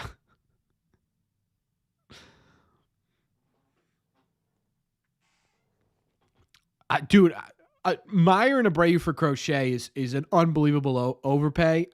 That would be, I don't even know. I don't think you need to do that. Soto signing the Mets would be stupid. I agree. All right, Steven. Hey, enjoy your games, man. Where do I think Pivetta lands? I guess honestly, I could see him in Detroit. I don't know why. I just pictured Detroit. Angels are still an option. Nationals said they wanted to make a push this offseason. Maybe the Nationals. Yeah, the Dodgers still have a chance for sure. Trade Myers straight up for Crochet and get Adames. I don't know. If you get Adames, maybe. I still love Meyer, and I still think he's going to be the player that ends up sort of.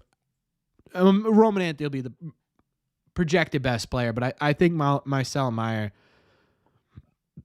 will end up being the most consistent. I don't know.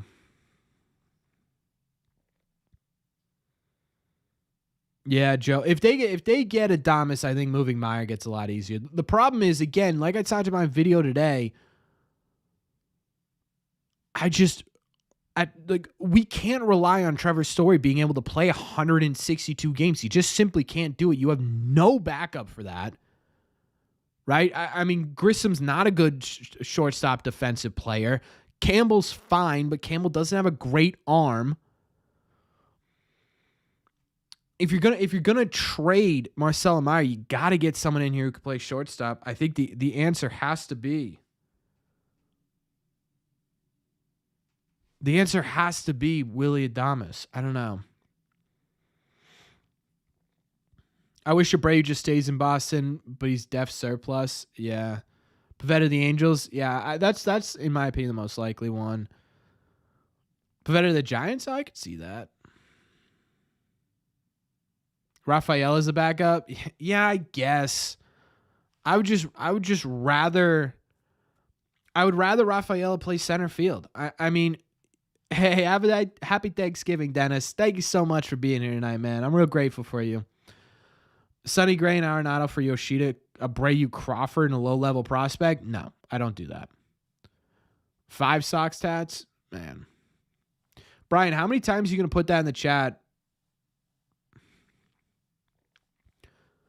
Trading Meyer right before he is a breakout might hurt like Betts trade. No, I don't think it'll hurt like Betts trade, but how was Romy at short?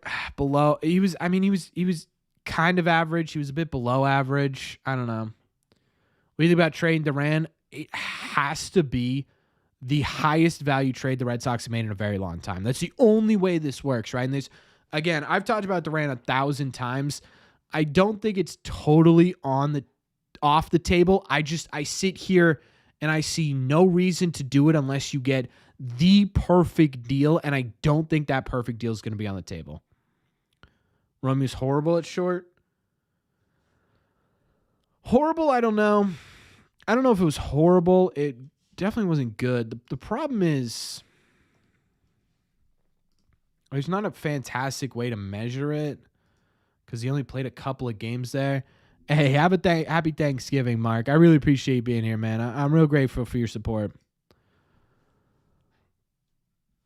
Would I be okay with Soto and Rafi hitting 3-4? No, that sounds like a terrible idea. Yeah, of course. Right? Yes, I'd be okay with that hypothetical scenario. Yeah.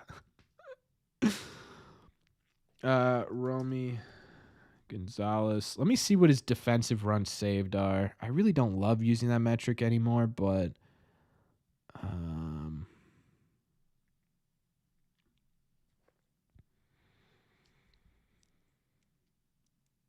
yeah, he was below average in the 23 games he played. He actually played. Oh no, he played mostly shortstop. I was gonna say he played mostly, he played mostly second base. I was like, he mostly played shortstop. That doesn't make any sense. Would I prefer Devers at DH or first base? DH if you had to. Am I higher on Duran or Casas? That's kind of a tough question, Clutch, because it's different. It's different high values for both of them. Because Duran's older than Rafael Devers, right? So it's not so, and I think we saw Duran's peak. So it's not so much in terms of Duran what he could be. It's can he replicate the potential he had this year into his 30s? Casas, on the other hand, is 24, and it's all potential, right? So I think you're measuring it a bit differently. I don't know if you can measure them head-to-head. When do I think Soto will sign, if you had to guess? Okay, I'm just going to start putting out dates. My guess is he's going to sign December 5th. I'm lagging. I don't have any dropped frames on my end.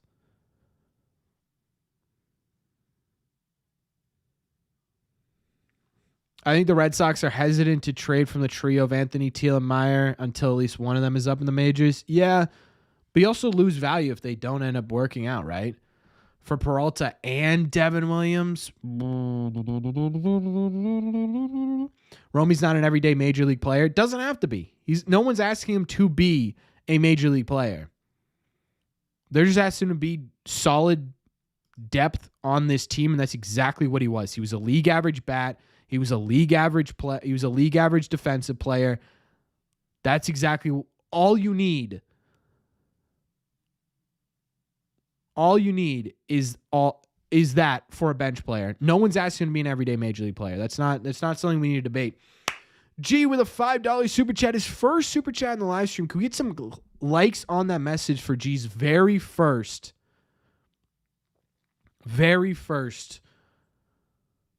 donation to this channel? Thank you so much, G. I appreciate you, man. If we got Soto, what is your too early opening day lineup? All right, so you got Soto.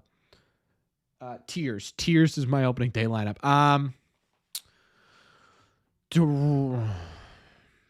Duran leading off.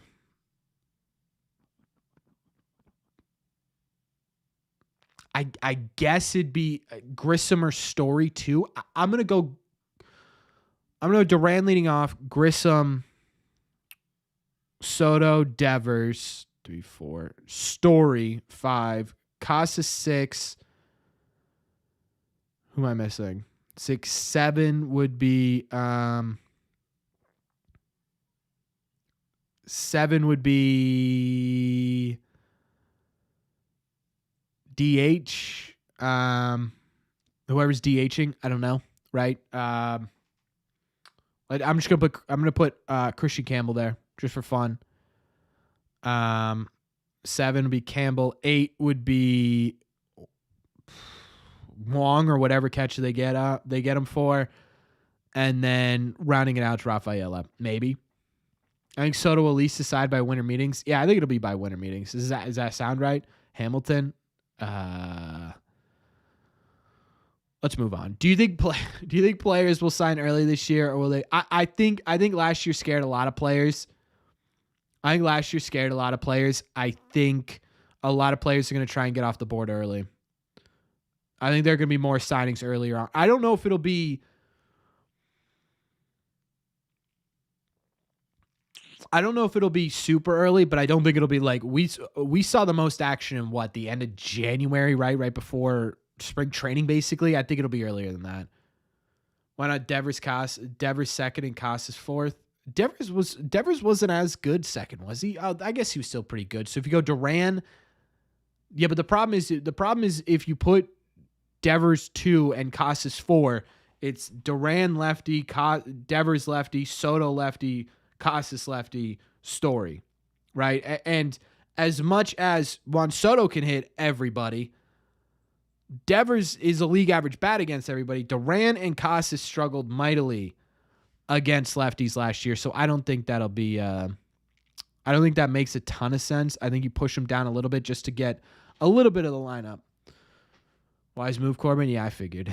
Who do you think is a free agent that gets screwed the most by waiting too long? Manaea or Severino? I would say those two.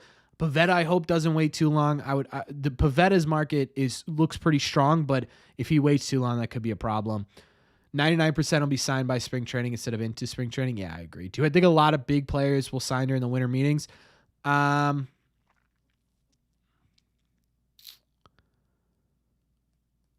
I don't know about a lot. I think there'll be more. $1.99 super chat. His first super chat. We get some claps to the chat for Brian. Thank you so much, Brian, for your $1.99 super chat. He says Devers at center field with Bias at third and get Clevenger. Is this the same guy who didn't know his first name, Mike Clevenger's first name? That was incredible, Brian. Thank you so much for your $1.99 super chat. I appreciate you. Brilliant plan. Let's do it. Is Chris Moore open a second baseman? I would think more than likely, yeah. What is your opinion on sports agents? It's probably better that those guys are negotiating contracts than if the players negotiated contracts. They'd get screwed every single time. Is the Red Sox pitching going to be an issue again this season? Depends on the moves they make. Not going to lie, Grissom started to figure it out in September. That he did. He looked really good in September. So hoping that translates into next year.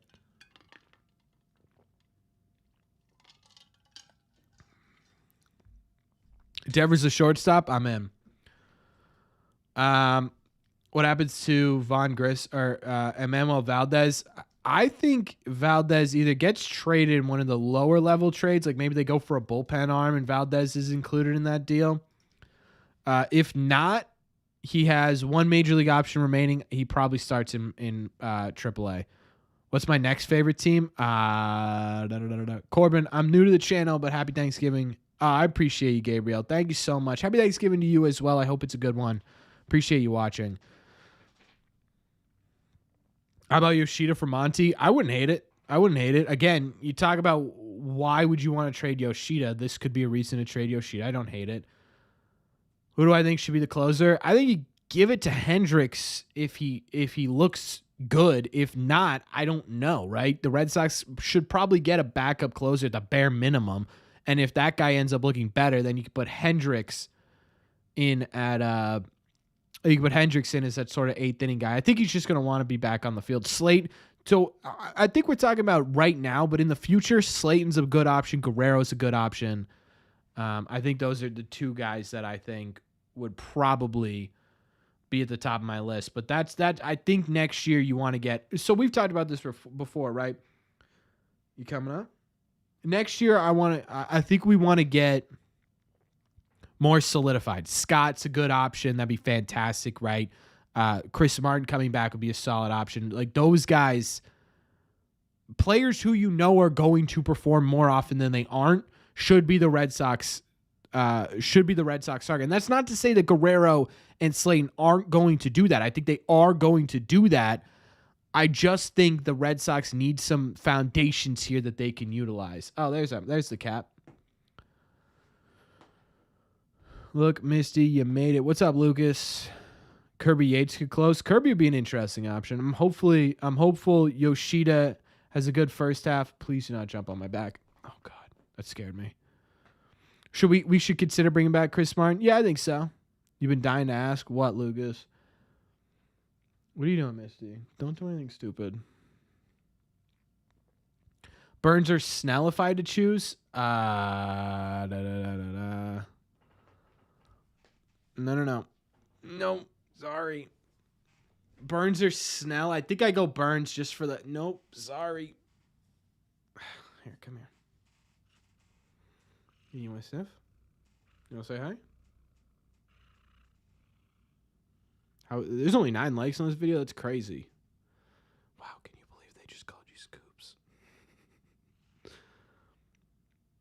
Burns was really good for Baltimore. He was. Let's bring back Verdugo. Who do we think will be our high leverage relievers? Guerrero. My camera just glitched. Guerrero. All right, Misty, here. I don't want you sitting on my iPad. Guerrero, I think, is a high leverage reliever. Slayton, I think, is a high leverage reliever. Whitlock, I think, has the potential to be a high leverage guy. Hendricks, obviously. And then from there, I don't know. He might be your number one. I don't know, man. Found your channel recently and I love it. Thank you so much for finding and watching, Sean. I appreciate you being here. What would I give up for Vlad in the super team deal with Soto? I think the only way that works is if you trade him Casas and then some. So I don't know if it does work. Right? I don't know if the Red Sox want to do that, but again, the only way that I can imagine the Red Sox going after Vladdy Guerrero is if they want to, if they get a guarantee that he's going to be extended. So how do I feel about Ken Rosenthal for and Casas for Woo? I guess I don't hate it, but again, you're just creating a hole that doesn't need to be created. If you could trade away assets that you have depth in, it makes much more sense. Like right now, Casas essentially is the same value as Wilyer Abreu. They had very similar rookie seasons. Casas was hurt his entire sophomore season. Obviously, the potential for Casas is higher, but couldn't you just do the same thing? And that's even if Seattle does it. I don't know if Seattle even wants to do that. Do I think they might bring in Finnegan since he was non-tendered? That could be an option.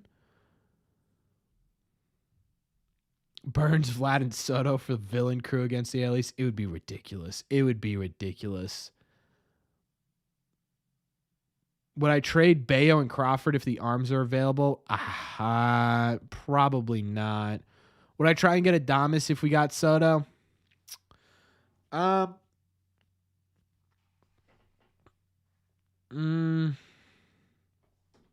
I think Adames would be. I think for me it goes Soto, Teoscar on a short deal. Man, sorry about that. So Soto, Teoscar on a short deal, and then Adames. Any backup catchers to look for? I think the only two real notable ones are Higashioka and Elias Diaz. I think outside of that, minor league contracts and invite to spring training. It's kind of funny how we are two left-handed heavy. Oh, and two right-handed heavy pitching wise. Hey, you know what they call that? Balance. What's my favorite closer outside of Sox? Devin Williams. I really like Devin Williams. I like Devin Williams a lot. Blue Jays would ask for Casas and Meyer at the very least. Not sure would take both of those, to be honest with you, Christian. Vladdy only has 1 year left. I know he was incredible last year, but he only has 1 year. No one's going to give up a top 10 prospect and one of their best young players who has major league experience for a year of Vladdy. I think it'd be like Vladdy. I think it'd be like Casas. I think it'd be like Casas. Please don't step on the keyboard. Thank you. Casas and Arias. Yes, thank you. Okay. What would happen to Roman if you don't move Abreu and Soto falls in your lap? You move Abreu. It's that simple. You move somebody. Do we look at getting Estevez? I don't know. If the bullpen's much more interesting to me because there's so many options and ways you could go. So Ortiz is actively trying to recruit Soto. That's the rumor. Would I move Tristan to third and Devers to first? Hell yeah, let's do it. Yeah, perfectly balanced as all things should be. Hey, all lefties in the lineup, all righties on the mound. Let's do it. If we add Yoshida into the Vladdy trade because the Jays wanted him badly before, maybe, but that kind of deters the value of Tristan. Then you probably would have to add in a Meyer or something like that. If it's 1 year of Vlad, wouldn't we trade a similar package for what we got from Mookie? No, because Mookie had David Price attached to it. If we trade Casas, I'm crying. I'd be pretty upset too. How disappointed would you be if we only get pitchers this offseason and we move guys during the All-Star break?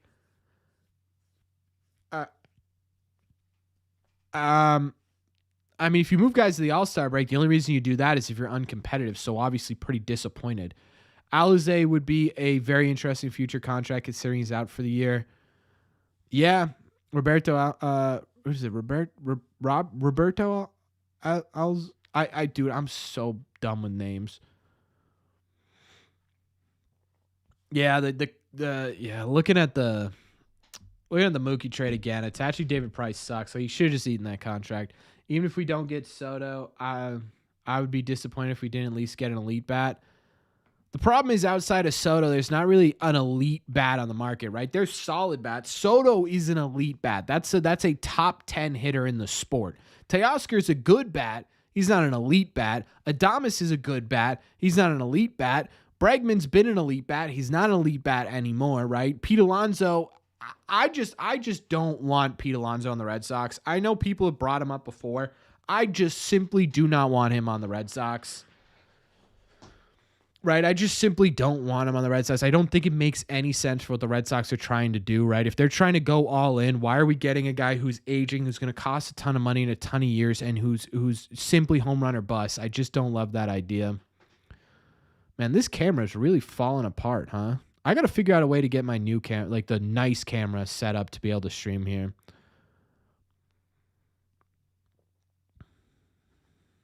Have we seen better ownership from Henry, or has he still been distant? And if not, has Breslow been the one making these moves with relatively free range? I mean, the Red Sox really have only done one thing, and that's sign that Justin Wilson guy, who I think I already forgot his name. I don't even know if that's his name. So kind of tough to tell you who's doing what. But when we're talking about Soto, Burns, Fried, Craig Breslow's in there pitching Juan Soto on, the inner workings of the Red Sox. But John Henry's in there making those deals. It's John Henry at the end of the day. $1.99 again from Brian. He's throwing out some ideas of his own on how to fix the Red Sox here, folks. He says Yoshida at closer and put Dahlbeck in right field. Boy, oh boy, would that be a fun season. I don't know how well it would go, but it would be a fun season. There was a rumor about Soto getting a 20-year deal and $1 billion from the Dodgers. That wasn't a rumor. That was a joke. There's not a single chance he's getting a 20-year deal worth $1 billion. If Gleyber Torres...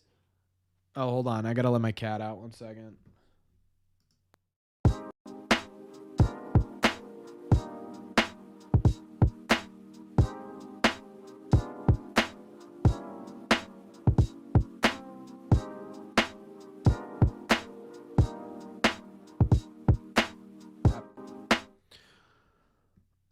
Sorry. I had to let the cat out. I got the same mic that Soto had earlier. Yeah, true. I mean, that was the one that was front and center. I did read Soto doesn't want to do deferred money, which I think hurts the Dodgers bad. Yeah, I don't know, man. I have no idea. We got commercials. Who got commercials? Dodgers won't get Soto? I don't know. Are there going to be second meeting? Yeah, I would assume so. Here's kind of what I assume the timeline looks like. And again, I don't know much, but let's just hypothetically, based on just over the past couple of years when Phil.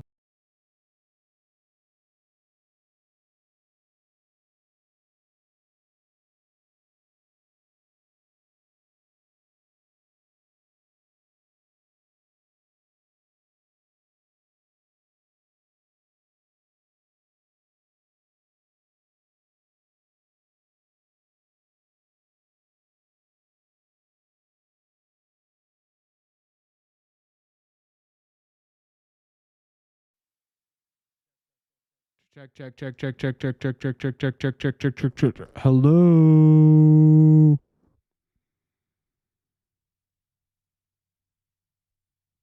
Good. Okay, so here's how I think it's going to go. Let's just start from the top. I unplugged my mic as I was leaning in. I think so. You get the preliminary bidding, right? The bidding, quote unquote, the preliminary offer. And from there, Juan Soto says, okay, these are the 3 top teams, or maybe the 3 top teams that are bidding, right? And then from that point, once we get to there, which I think will be at least a couple of days, if not a week, that's when the real sort of, okay, we're hearing rumors of Juan Soto flying out to the Red Sox. We're hearing Scott Boras is flying out to talk to Hal Steinbrenner. John Henry's on a flight to Southern California. Steve Cohen is buying Juan Soto a building, right? We'll hear the crazy sort of free-for-all type stuff as we get closer, but I think it sounds like for now, it's just timeline-wise, it's just sort of this gets us in here. I did read that there will be 3 rounds of offers with the intent of weeding out teams each time. Final offer and decision will be winter meetings. Yeah, I heard that too, but at the same point, I don't know.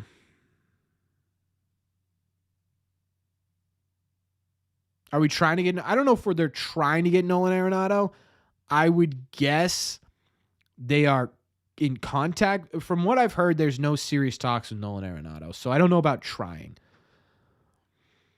3 rounds to me scares me because it'll probably go... There are 5 series bids. It'll probably go down to 3, and then it'll go down to 2. You got to find a way to stay at the top of the league, and that's or top of the pack, and that's gonna be tough. Yeah, that's kind of what I was thinking too, Joe. Like once you get, I think he will narrow it. Like I think he will tell, like the Dodgers and or whoever that, hey, look, it's not happening. $2 super chat from Mr. Money Mike Madness, ladies and gentlemen, living up to his name, the man, the myth, the legend, Mr. Generous. He says John Henry's on a ship heading to the Bermuda Triangle. I like that. I like the use of the emoji in there. I really like that. Hey, maybe the secret to landing Juan Soto is in the middle of the Bermuda Triangle. Maybe he's braving the Bermuda Triangle strictly to get Juan Soto on the Red Sox. Thoughts?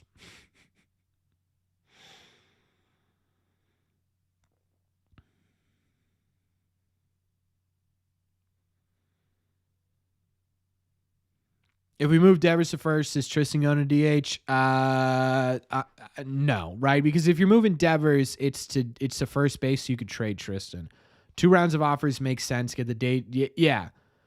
So that's sort of what I mean, right? Like, yeah, probably won't be like, Scott Boras probably isn't sitting there with a spotlight on him, going, "Ladies and gentlemen, come on, is there a Toronto Blue Jays in the house? Ladies and gentlemen, have him come on down. Mr. Toronto Blue Jay, where are you from? Oh, you're from Toronto.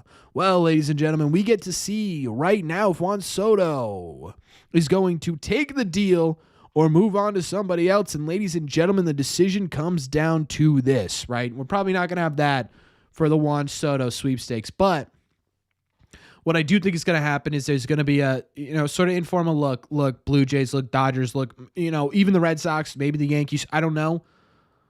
Look, you didn't stack up. You didn't like the, I appreciate that, Shane. Thanks a lot. We didn't like the offer. We don't really love the situation over there. We're good. Thank you. Move on for the rest of the offseason. And then from there, now you're in round 2, and it just, in my opinion, it'll be the top 3 teams, and those teams will just go for it. And whoever wins, right? And I don't know if that's submit a bid. Scott Boras comes back and says, look, this is what this other team is doing. And it's sort of a game, right? You're sitting there saying, I don't know if I believe Scott Boras. And then we go back and forth. And I think ultimately whoever's at the top of this is going to end up one of those big 3. Oh, yeah, he's definitely going to he might have a press conference. That'd be kind of cool. We need a serious game show for Soto services. That'd be awesome and funny at the same time. Yeah, it would be. What's better, the Yankees losing in the World Series or we take Soto or both? Yeah, do both, right? Both would be the incredible part here. We need Corbin in at our ace starter, John Henry at relief, and Big Papi as the closer. Brother, you do not want me on that mound. I promise you. I love the press conference idea. It would be kind of cool if he had like a LeBron James commitment thing. I think it'd be a good idea. Plus, at the same time too, you know what I mean? Like we just sit here on our phones. We wait for that tweet. We wait for that whatever. It'd be kind of nice to just know. $5.99 or $4.99 super chat from Prodigy. Make sure you guys are liking these donations because Prodigy, you donate twice. Make sure you guys are liking these donations. Really means a lot to me. The last two would probably be the Mets and the Yankees, probably, but also why do you think the amount would be? Oh, what? The last two would probably be the Mets and the Yankees. We don't know. Prodigy, I don't think the other one didn't come through, so I don't think you actually did it twice. I think YouTube's messing up on that because it's going down the exact same time. It has same likes and everything. I think it's just popping up twice. I wouldn't worry about it. I'm not trying to scam you, I swear.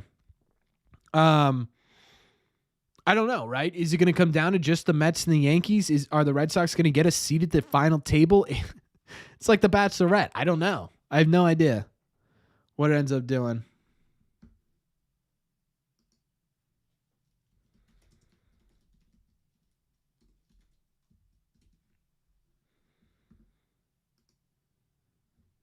I think that's my computer that's slowing down.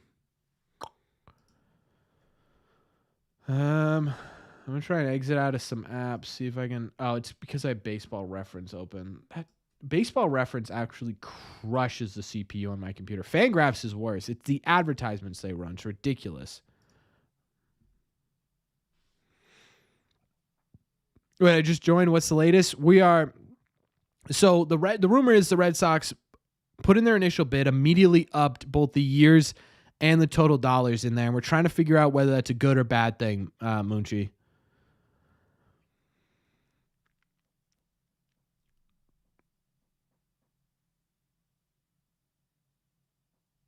What I think the amount will be, the total amount that ends up signing Juan Soto. I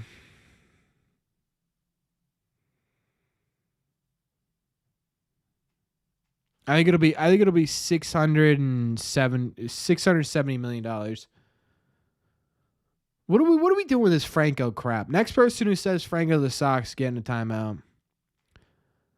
It happens if they offer first or last. Yeah. Soto won't sign with the Mets. He wants another ring.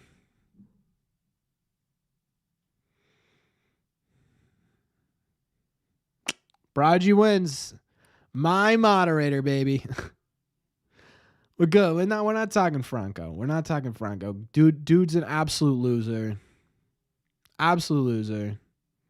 No, it should be nowhere near anything but a prison cell.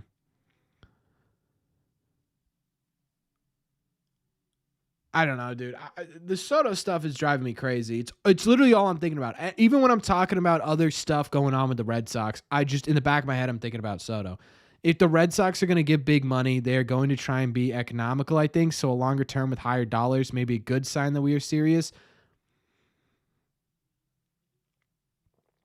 Yeah. Yeah. I think it is a good sign. I sit here and I'm worried that the Red Sox initial bid, Steve Cohen literally was like, dude, revise this. You're not going to be, you know what I mean? That's my fear. I kind of think the Sox and Dodgers have a better long-term outlook so long as the money's close. Yeah. That's the thing. That's the thing I think we're all betting on, right? Or banking on in terms of the Red Sox. In terms of the Red Sox odds in this, because I think we're all in agreement they're probably not, at least on paper, outbidding Steve Cohen, right? I don't think they are going to do that, but I think if they could be in the ballpark, it comes down to every other factor, and I think that's where you need to see the Red Sox do something. That's where you need to see the Red Sox set themselves apart, and they're doing a good job so far from what we've heard, but that sort of outlook as to what the next 10, 15 years could look like. I need to get a less squeaky chair every time right? Would Soto be the best news in my sport viewer lifetime? I mean, do World Series count? Then no.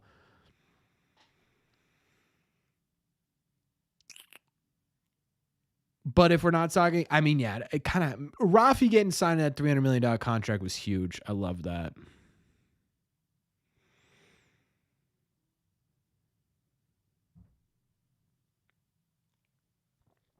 Say acquisition wise, yeah, I think so.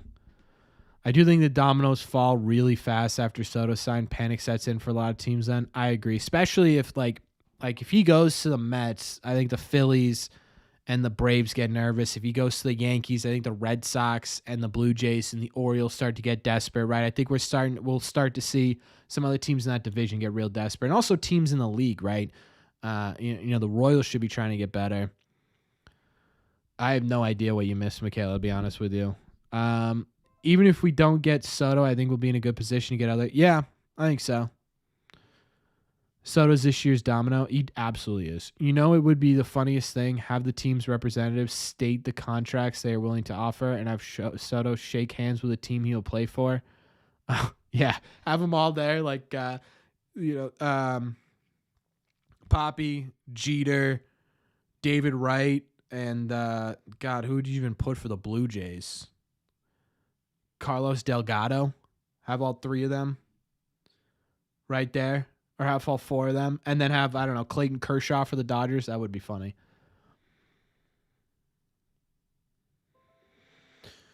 When I think Soto will sign. What was the date I started giving people?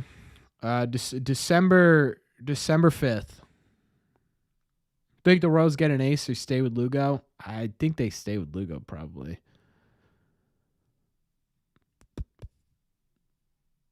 Soto's the diamond of the season? Yeah. Yeah. Give him a rose and tell him to pick an owner. Man, oh, dude, imagine he had like rose-colored bats, and it was like, John Henry, please step forward. Over the last few weeks, we've grown really close to each other.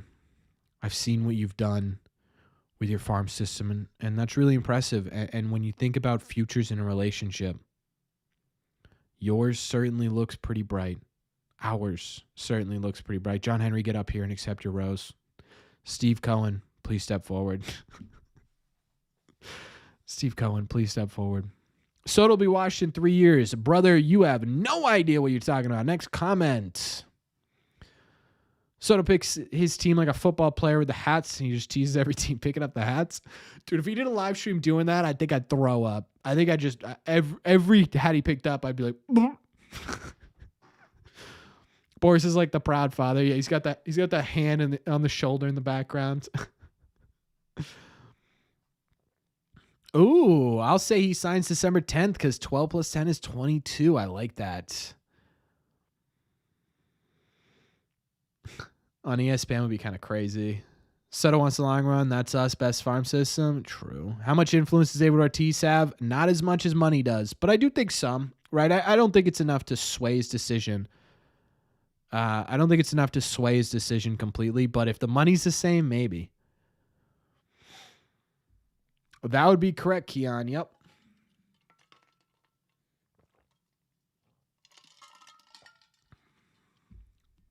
Yeah, that video from Juan Soto, my God. Thought I was going to pass out for a second. I was like, man, what a great way.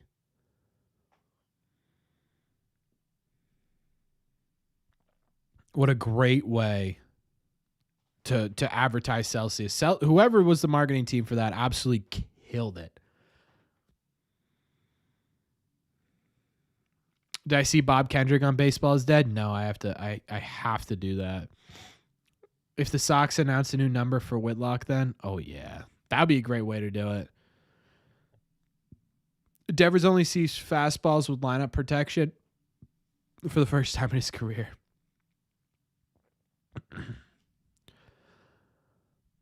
Skipper View. Is Skipper View a reliable source? I don't know about that. What video? Juan Soto posted a video that he's partnering with Celsius, but he made it sound like he was signing with a team.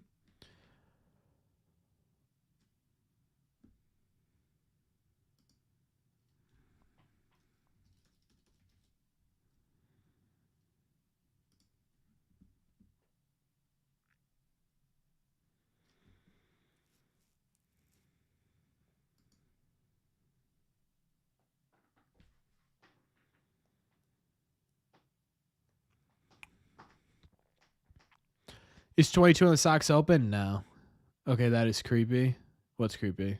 Do I have a dark horse catcher in mind? Not really dark horse, but Higashioka and Elias Diaz would be the two I would keep an eye on.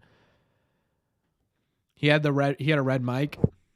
Brother, Me and Juan Soto clearly understand each other to a level that other people just don't. And I think he's gonna credit Red Sea Radio for bringing him to.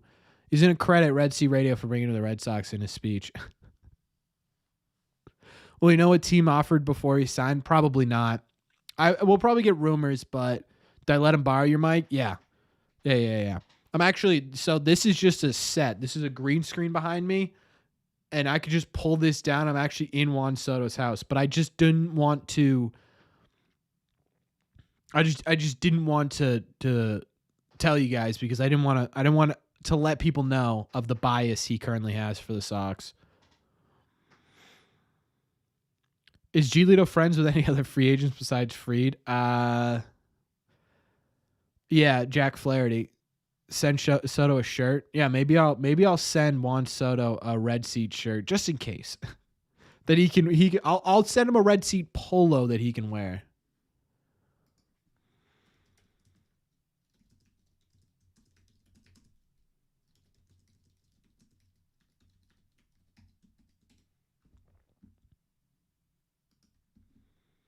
Yeah, me and Soto. Passan will break it? Yeah, Passan will definitely break it. Red Sox Juan Soto interview. Oh, remember Boris is his agent. He goes where the money is. Does Juan Soto know where Juan Soto's going to sign? He has an idea. And it's the most brightly colored microphone. Am I thinking about press credentials for the Sox? I could not get press credentials for the Sox. I don't know enough people. I'm not believing anything unless it's Passan when it comes to official signing. Yeah, I probably won't make a video until Passan tweets about it, but boy, oh boy.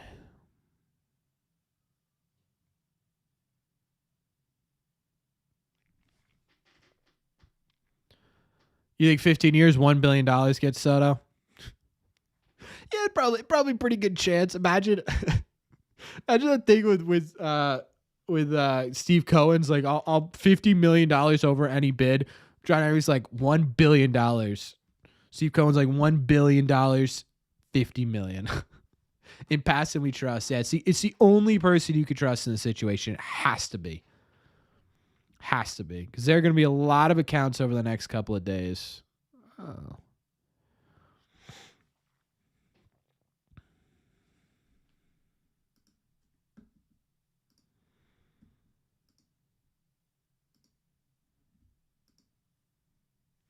Look at that. I got featured on Robbie Hyde's latest thumbnail. I'm waiting for the Pepino tweet before I believe true. Pepino's the big difference here. We got to wait. If the Sox offered the most, would it guarantee Soto coming, or Soto not only looking for money? No, I think they need to do more than that, to be honest with you. What about Anthony Santander? I like Anthony Santander. I would be, if the Red Sox don't get Soto and they end up getting someone else, I wouldn't hate Santander at all. I think we sign a pitcher first, then Soto. Well, they only have about a couple weeks to do it. I don't know if that's going to happen.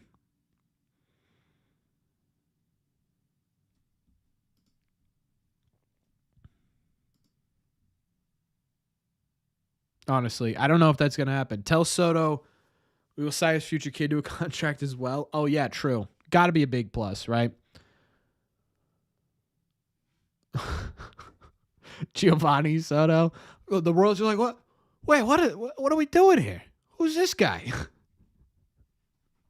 I trust the robots on the YouTube videos. Those are my main sources.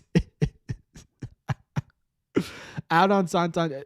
Versatility. You have been dead wrong about Santander's average for a minute now, and I don't understand why. Give him 5% ownership. I'm only kind of kidding. Dude, if they could get that, I would do it. Prefer Teoscar to Santander. Santander is a switch hitter.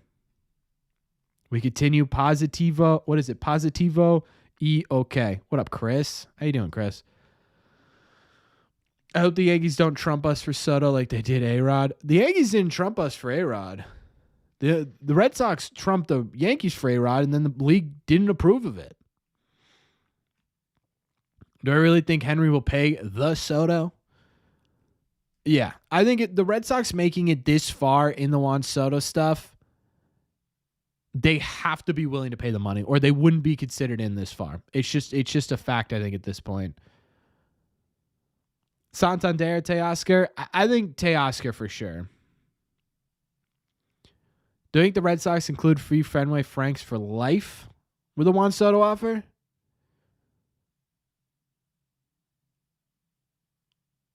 I mean, that'd get me to sign a contract. That would get that. Hey, listen. I'd be pretty excited about free Fenway Franks. If they give me like a full toppings bar, I'm in. My dad was a scout that signed Anthony Santander, by the way. I actually did look him up the other day, Pac-Man. Last time you said that. And the Red Sox be willing to pay. They have to be. The only reason they are still in this conversation is because they are willing to do that. That's at the end of the day, right? Free Franks would move me for sure. Yeah, of course. Hey, happy Thanksgiving to you as well, Snowman. Family needs a $1 hot dog night. Oh, dude, me and my girlfriend go and body that. 300 million. Stop. I don't know how to react if we got Soto. Happy, right? I mean, that's the only way you really can react, right? Imagine people are going to be mad at it, and it's going to make no sense. Calm chowder is bad. I know you meant clam chowder, Kevin, and I know you're probably typing this out pretty quick to get it in chat. I just calm chowder just took me out, man. Just took me out.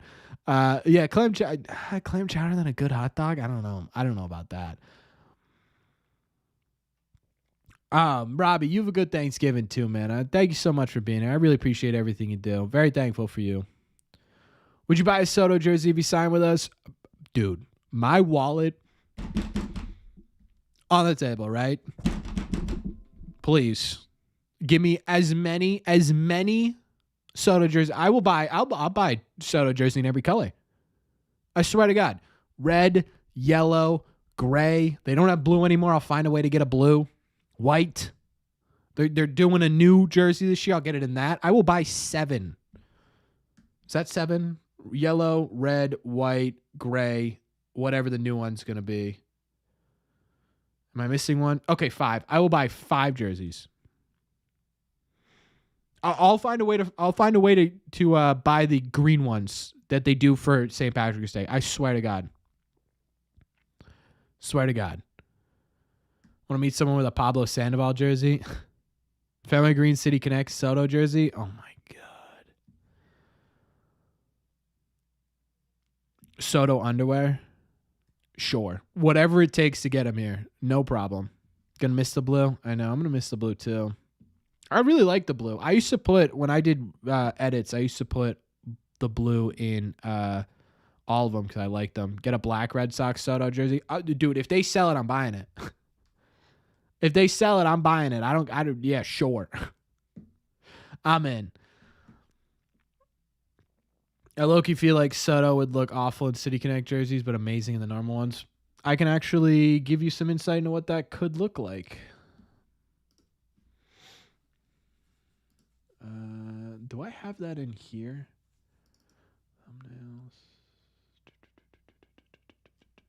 Thumbnails. I can give you some insight. Hold on. As to what that'll look like. Hey, thanks a lot for being here, 27th, man. I really appreciate you, all the support, man. Thank you so much. Happy Thanksgiving to you as well. This is what he'd look like in the yellow jerseys. I think it'd look pretty good. I don't know. That's just me. I don't know. That's just me. I don't know, chat. I think he'd look pretty good. I think he'd look pretty good. If I was grading on a scale of 1 to 10, I'd say like a 10. This lineup could be better than Dodgers and Braves. Boy, do I hope so. All right, folks. I think we're going to end it there. I think we've officially talked ourselves into multiple circles. multiple circles with Juan Soto. It's been a ton of fun, though. I mean, we're still going to do this, right? Let him pick the jerseys, yeah. We're going to do this every day until Juan Soto is signed eventually. So if you're sick of the Juan Soto stuff, I'm sorry. It's not going to end. I just want to say real quick, a massive thank you to all of you. Thanksgiving's coming up. Obviously, time to reflect on things you're grateful for. I'm grateful for all of you guys.